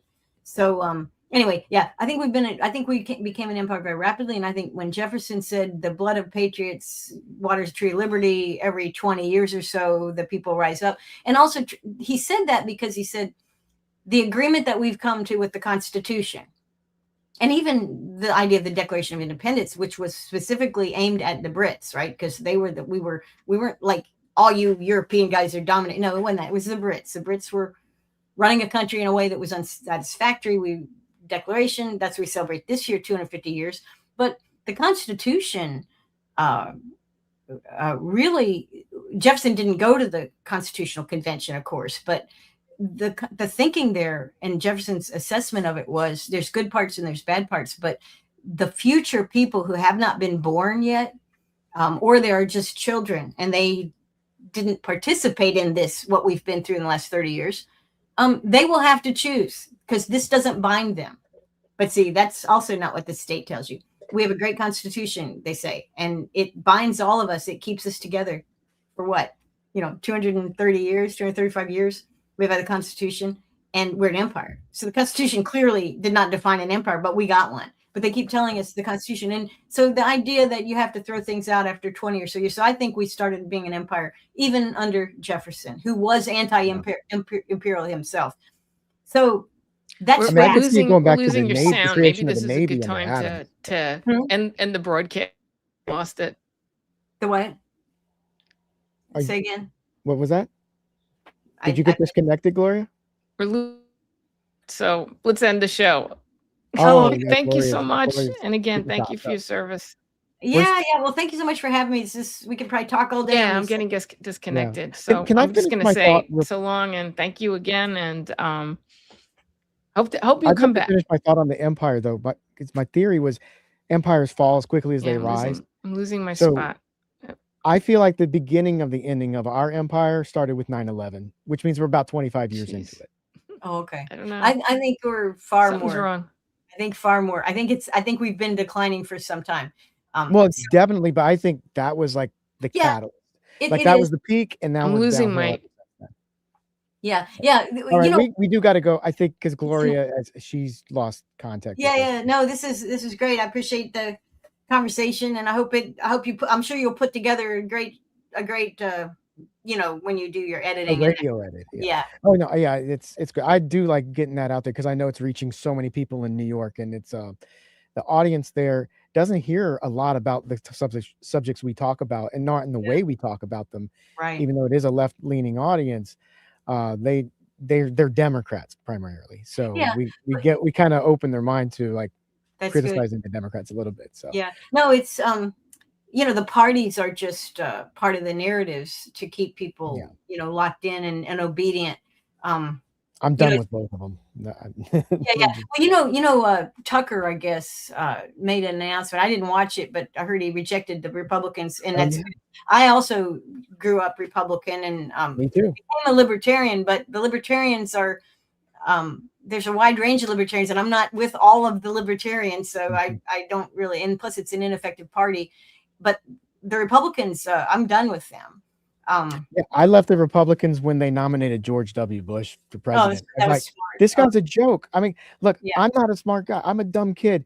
I mean, it takes one to know one, and I can tell he's a dumb guy because I'm a dumb guy. So, I'm smarter than that guy. You're not a serious party if you're going to nominate him to be president. So I left. That's when I left. We could. This. I've heard this solution years and years ago.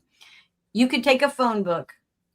Let's just say a national phone book or whatever, or a phone book in every congressional district, and you could drop your finger on any page, and you could pick your representatives and your senator by doing that, and they would do a better job. I think so. Than the people that we have there, because it is true some senators and congressmen are very smart people, and a lot of lawyers. They go to school, whatever, but most of them are no smarter than any of the people they represent. In fact, I know a guy. He mows grass at down the street.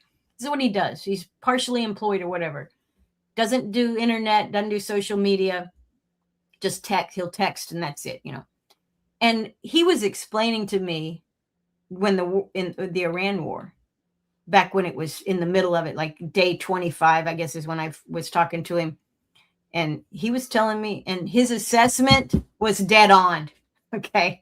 And this is a guy, now he does have a college degree, but it's in forestry. So, he doesn't study politics or anything like that. He doesn't soak up all this information, doesn't look at TikTok.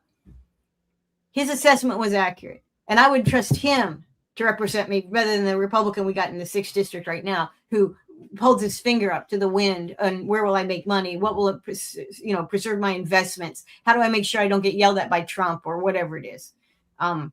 I would much rather. It's the corruption in the system. It drives everything. I mean, the whole system is corrupt. It's driven by corruption, and a corrupt engine will always fail. There you go. Exactly right.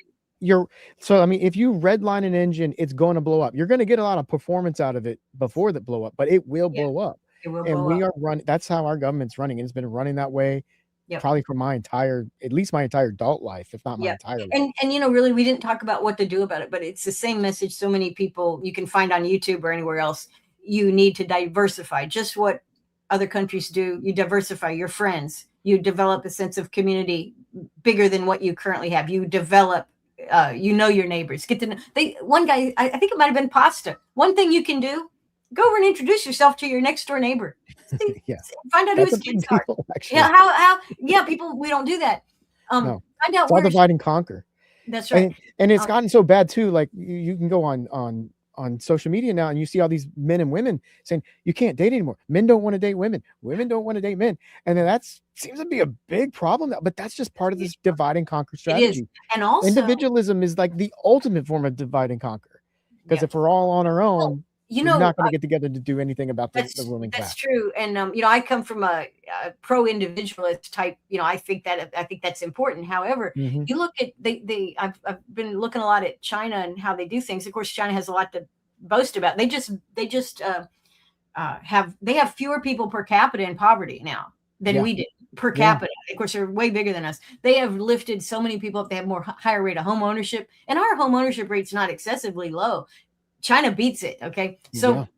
But they said the thing about the Chinese, the traditional cultures, obviously the Han Chinese have really been part of the, you know, that's kind of the standardization. And there's dozens and dozens of other Chinese cultures that maybe were separated. But the Chinese general thought process is one that puts family and community first, and not just family, but extended family. And what's an extended family but a community? It's where you live. It's the people that you see every day, and you think about them, and you put them. And we've never really, maybe in the early days, people defended on, you know, community was big. But here's an example: the Amish, right, and the Mennonites.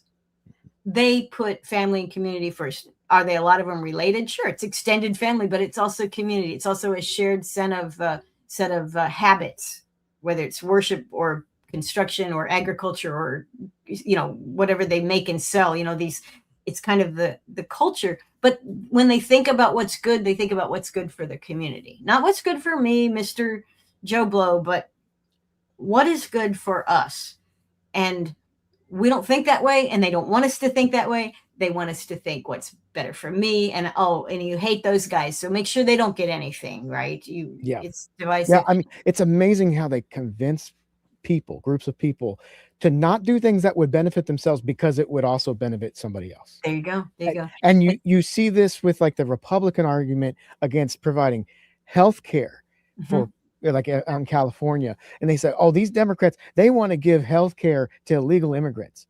It's like, well, that's not what they're saying. They want to give health care to everybody, which includes illegal immigrants, because you can't have a good system unless you do it that way. If you don't.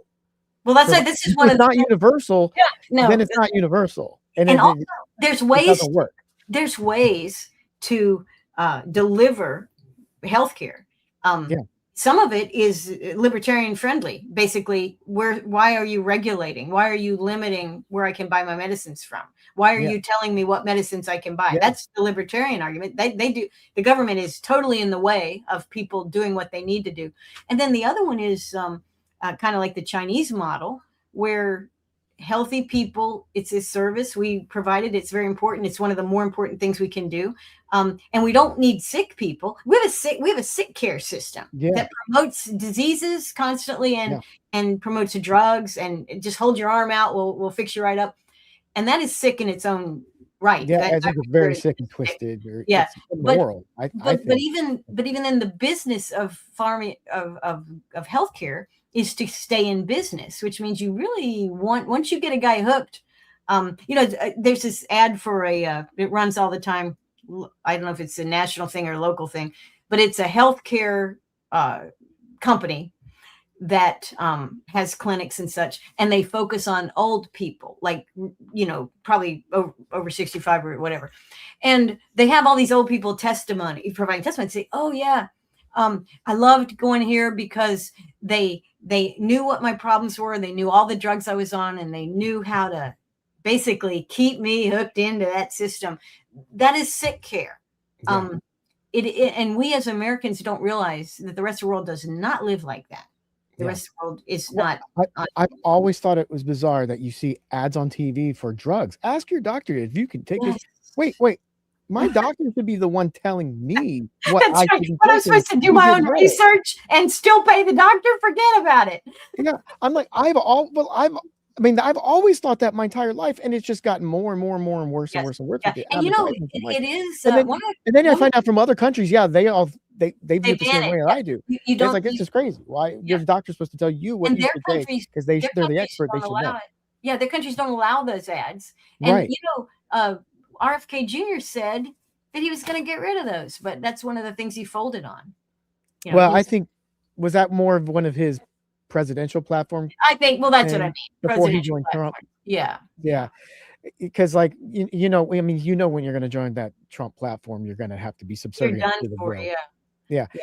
So, but like, I mean, RFK Jr. said a lot of good things, and Yeah, that he has. there's some good ideas there, but I don't know if he was the right man for the job. But it's good that Yeah. he got a national platform and national attention to some of those ideas. Yeah. Well, he brought in the idea of Make America Healthy Again. That message is good. That's a And good a lot of message. people still believe in it.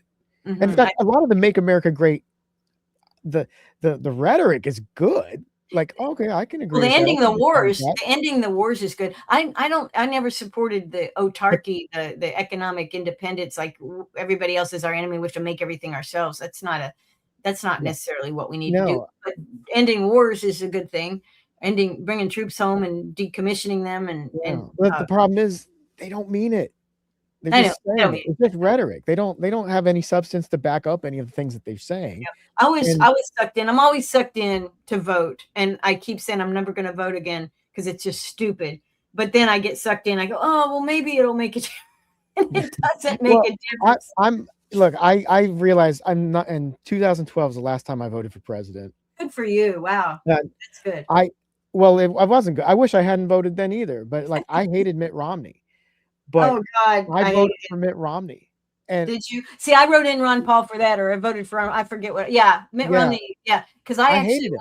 But I was like, I saw what Obama did with the bankers, and I also saw what he was doing on the drones and killing all these people, and that was when I was getting out of the military industrial complex. And I'm like, this guy's not a good guy. I don't want to have anything to do with this. No, Obama. So I got out. And I voted for Mitt Romney and almost threw up in my car afterwards. I said, I'm never doing that again. That's good. Never doing that again. Yeah, and physical reaction to it. That's fantastic. That's I'm never doing that again. Never voting for. And actually, I haven't voted for a Republican or Democrat ever since. Yep. I won't. But like, and I sort of did the same thing in 2000. Like, I voted for Ralph Nader in 2000 just because I hated George Bush, and people were like, "Well, you're the reason he got elected." I'm like, "No, I was a Republican when I was voting for Ralph Nader." Yep. And also, you know, and you know what they say too? I didn't vote for Bush. Well, they say if you don't vote, you don't have a voice, and that's not true because not voting is your voice. That is you gave me two choices or maybe three, but you pretty much gave me two choices. They both suck badly. They both don't represent what this country needs, and I will not vote for them. Of course, I have every right to express myself. It is an expression, and you look at the number of people that don't vote, or increasingly will vote a third party, which is growing. It's over half the country. It's small, but it's growing, and then the no voters. That right there is scaring the government, which I think is why they had to do the COVID lockdowns. You know, they really needed to get people obedient because as you get away from voting and you become more critical of the whole system, you are dangerous, which is why they got to mess with your your phones and your emails and surveil everybody and keep on tap. Yeah, the government is scared of us. That's why they got to control us. That's right. That's why we have the data centers. They're not there to help us make funny memes. Oh, you know what? So many people that are not in our business or got our heads in all this policy stuff. So many regular people, they know exactly what the data center. They're starting to figure it out. They're They are realizing figuring it out. They go, wait a minute, this doesn't make sense. What is this? What's the data? The data is us. Put in without our input. Like we're supposed to be a democracy. These data centers are just being done against the will of the people in these communities. That's right. And also, it's a bubble. And well, the thing is, I don't think there's ever a profit model for these data centers. And why are you doing something that doesn't generate profit, but you're still investing in it? It's because you've got to control the population. And it's, the end of empire, I like to see it as a becoming irrelevant, a decentralization, maybe a breakup of the power centers, certainly decentralization of power. But there's another way that empires can fail, or they go through a phase, and that is totalitarianism at home. Yeah. We can't do it abroad. We'd like to do it abroad, don't have the capability, but we could do it at home. And that's probably what they're aiming at. And I don't talk about that very much because it's possible and it's scary. And how you fight totalitarianism is usually you die on your sword. Most people. So that's not good. Then you have to say, well, how do we stay below the radar? Which we don't want to do that. I mean, if you make the choice to go above, to speak out or go below the radar, it's gotten really bad. So I hope that doesn't happen. but we'll see. I fear that's kind of the direction we're facing. Well, it's certainly the technology direction, you know. Yeah. But one thing, but you know, I don't know if you saw the joke video. It wasn't a joke video, but it was Palantir guy. Karp was talking about his vision. It was something. It actually was him, but it was not. He wasn't. I don't know if he made it to be used the way it was used, but it was all over Twitter and stuff. Or X, and people hold him in huge contempt and a little bit of fear. So you know, there's a reason these elites need to build bunkers, because before I fall on my sword, no, but before we fall on our swords, people will come after them. People will. They are hated, and unfortunately, you know, this government will actually throw Israel under the bus because a lot of people hate Zionism right now, and they hate what Israel's doing, and our government will cut them off if it's a choice between Washington surviving without Israel and Israel being the target of our rage, so that we don't put it in Washington. And I think that's why the Gaza thing, nobody in Washington takes any responsibility for Gaza. It's entirely Washington's thing, but we can blame it on Israel. And that allows us to divert our rage there. Oh, kill them. And again, that's part of that was part of the rise of Hitler. You know, not too much and Hitler. it also goes back to the British Empire too. Yes. So, and that's what's so crazy. Like the whole Israel thing started off as a British project, and somehow we have inherited it. Why? Yeah. Well, actually, it's because the same people are in charge. That's right. That's right. We don't have a.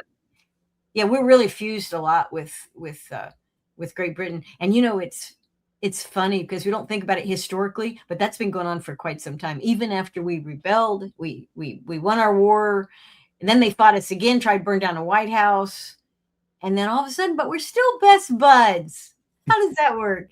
You know, so yeah, there's a lot. Well, I think the British kind of realized that they were better off being with us than against us. Yeah. And because so we basically inherited their empire. They handed off because they were doing all the legwork, putting all their troops around the world, and realized we could do it better than they could. They were having the struggles because of World War II. They were hurt after all that fighting, and then I think they were kind of relieved to hand it off. And the British seem to think that they're still the brains behind the operation. Yeah. There's a couple. Alex, I don't know if you know Alex. I can't think of his name. Anyway, he's big knowledgeable on the British stuff. But I think our financial system, even though we have a Fed, it's very connected to the British financial system. And those systems, and SWIFT as a the clearinghouse, old time, slow. Everybody's leaving those behind. The finances are becoming irrelevant, and we're devaluing the dollar and devaluing the euro and the pound, whatever they use. But all of that, these Western systems, money is not becoming most popular. It's not becoming more competitive. It's becoming a lot less competitive. Yeah. And so this is also how empires. But again, just because it declines, they'll bring all that attitude and military might and totalitarian type attitudes here. They'll bring it and use them on us, which is why I like the Second Amendment. I do like the Second Amendment. Yeah. I always have. But I think its purpose was to defend ourselves against an overweening government, and it will defend us. They say, oh no, because they have such big weapons, but we haven't won a war against people who've had big weapons since it'll be there you go. We've lost every war unless you count the first Gulf War. We've lost every war, and we had a tie in Korea. Yeah, and also and the Gulf War, the first Gulf War. You remember Saddam Hussein did not have a Navy or an Air Force. He had missiles, he had Scuds, and he had an army. He did have an army, and we massacred their army. But basically, it was not a fair fight in any regard. You know, here we are so wealthy, and we tricked them into the fight too in the first place. Tricked them into the fight, and we prepared for it for months and months and months, and came in with this. That's not. Well, I think the only reason we quote unquote won is because we had a mission goal. We went in there, we did that goal, and then we left. And then stick around. Oh, if we stuck around, it would have been more objectives until we could fail at. We had a goal, we did it, and we left. That's why it's a win. Yeah. And you could almost say that the second Iraq War, when we got the mission accomplished banner, in a way, the mission was accomplished Yeah. in terms of fighting, we won the fighting right away, really quickly. Yeah, early on. But Yeah. we failed the occupation. We That's were right. just a And miserable failure on the occupation. that's right. And when you tie those together as one war, then that's when you lose. And it's, but that's just our pattern. And we don't care about winning wars. We just care about having them. That's Because right, like I said earlier, the war is money. our chief export. And Yep. if you make money by creating war, then you cannot afford to have peace. That's You have right. to always have some kind of battlefield where you can export, or where you sell your exports. Mhm. So that's why Afghanistan gets shut down. We opened up the Ukraine front, and That's right. Ukraine's not going so well. slow Now we down, got to yeah. open the Iran front. That's right. And That's Venezuela. not going well. Where are we And- going to go next? Latin America, or we're Latin- out of weapons? That's right. That's right. And- Yeah. So yep. That is the pattern. That is the pattern. And I think more people are waking up to it, probably because they're listening to your show, but also a lot of people have common sense still in this country. In fact, all over the planet, people have common sense. They can take 2 + 2 and usually come up with 4 most of the time. So Yeah. they're seeing this and they are drawing the right conclusion. Yeah. When they're not being constantly exposed to the mainstream media's propaganda. That's Yeah. just But you know telling what? us how great we are. We never lose. Young people, the younger generations don't watch that stuff. No, they don't. Not They at do. all. They really don't. And if they see a little blurb from it, oftentimes it's to make fun of it and ridicule it. I mean, so it's not as effective as it used to be. And I'll tell you, yeah, Those Lego videos, those are very effective. they I are. love They those. are. I And you think know, it's amazing how Yeah. Iran fought a war with the United States, and one of their biggest tools was animated Lego videos, and it was incredibly effective. that's right. Absolutely. Incredibly And you know, effective. this It is was the amazing. sign that our empire is shit right now, and it's never going to get better. They tried, people in the administration tried to see, how come we don't have Lego videos?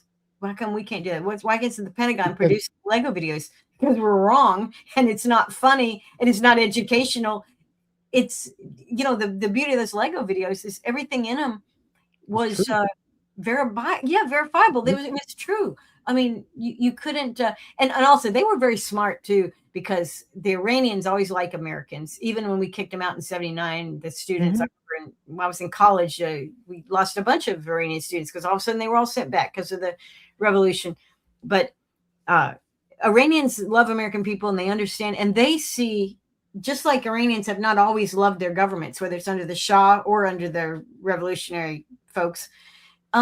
They know Americans also did not vote for this. They know that we think we have a democracy or some sort of responsible government that responds to American interest or what we think, what we want. They know that we don't have that. So they're ahead of us. So when they make a video, they're helping us. Yeah. And they're doing it with affection and respect. Yeah. Which I think they know that American people voted for Trump because Trump said explicitly, "I will not start war with Iran." That's right. And then we get war with Iran.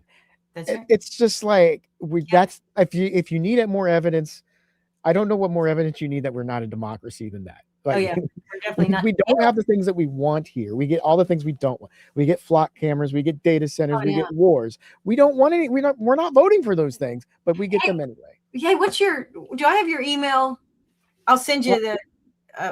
Do I have it? You can reach me at the Pasta to Go email. I actually sent it to you right before the show. Oh, I got it. Have an email there. But yeah, I'll send you this. There's a guy talking about speed cameras, not flock cameras, but down in Florida. I don't know if you saw it. It was all over X the other day, and he's in a local meeting, and he just a regular guy, probably early 30s, late 20s. It's fantastic. It's the answer. It's the future of resistance. And it's like really good. Maybe the answer is just trash bags and you throw them over the cameras and then they can't. Oh yeah. Well, also too. Yeah, exactly. You don't destroy the camera, you just block their view. I know. There's so many things that we can do that we're afraid, older people especially. We have been cultured to, we're used to authoritarianism, and it's kind of difficult sometimes to get out from under it. But the younger people, they are naturally they're just acclimated to a lot of it. That's right. Scary. They think it's normal. Like these digital price tags in the stores too. It's like, what are we doing? Like, why are we allowing this? Like this. Well, they're tailored for how much money is in your wallet. Yeah, I know. I'm like, here's the solution. Don't take your phone with you into the store. Yeah. Because they're tracking your phone when you go in there, and if you don't have your device, they won't know that you're there, and then they can't change the prices while you're in there. Well, not specifically tailored to you, but what you have seen is like the price will be one price when you pick it up off the shelf, and then there's a different price when you get to the register. That's right. And that's insanity. Yeah, that is. Yeah, the way that Hezbollah had to adapt even after their pagers were booby trapped. Yeah. And the way that the Iranians, they were threatened with assassination as recently as Trump threatening to blow their plane up last week on their way home or something, nuts like that. So they know. So people don't have cell phones. People are using alternatives. And I think the newer generations are going to find that fun and cool ways to step away from the matrix that is being the surveillance and yeah. I mean, I've got two young nephews, and they're already trying to find ways around like all the age verification stuff. And I'm like, figure it out. When you do, teach me, because I don't want to do it either. That's all right. So I think human ingenuity will prevail. Humanity will always prevail. But I could be wrong, but I'm thinking I'm going to see the end of empire, and I think it's going to be faster than. Yeah, it's not going to be fun either. It's not going to be a good no, time. Not going to be enjoyable, and people are going to suffer. But I mean, it's already happening, and I think that's where you're seeing a lot of the suffering, and people haven't connected that yet. If they're not plugged into this kind of media and paying attention on this level, they're feeling it and they're describing it, but they haven't really put their finger on it yet. But when you listen to them talk, it's like you're describing all the problems that we talk about on a regular basis, but you just haven't connected those dots yet. But they're intuitively there. They know the problem. They're seeing the patterns. That's right. Slowly at first, need to find somebody who will open their mind a little bit, and they go, "Oh, now it makes sense." That's right. That's exactly right. No, we're right there. They're right on the edge. It'll work out. It'll all work out. Yeah. So that's why we keep doing what we do. Hopefully, it'll break through. That's right. Karen, this has been lovely. I'm glad you stayed on as long as you did. Yeah. And, great talking to you. This is good stuff. Yeah, great talking to you too. And you're a fellow Virginian, and I always appreciate that. Yeah. I know there's you, me, and Professor Morandi. He's the other Virginian. That's right. Yeah, he's great. Yeah.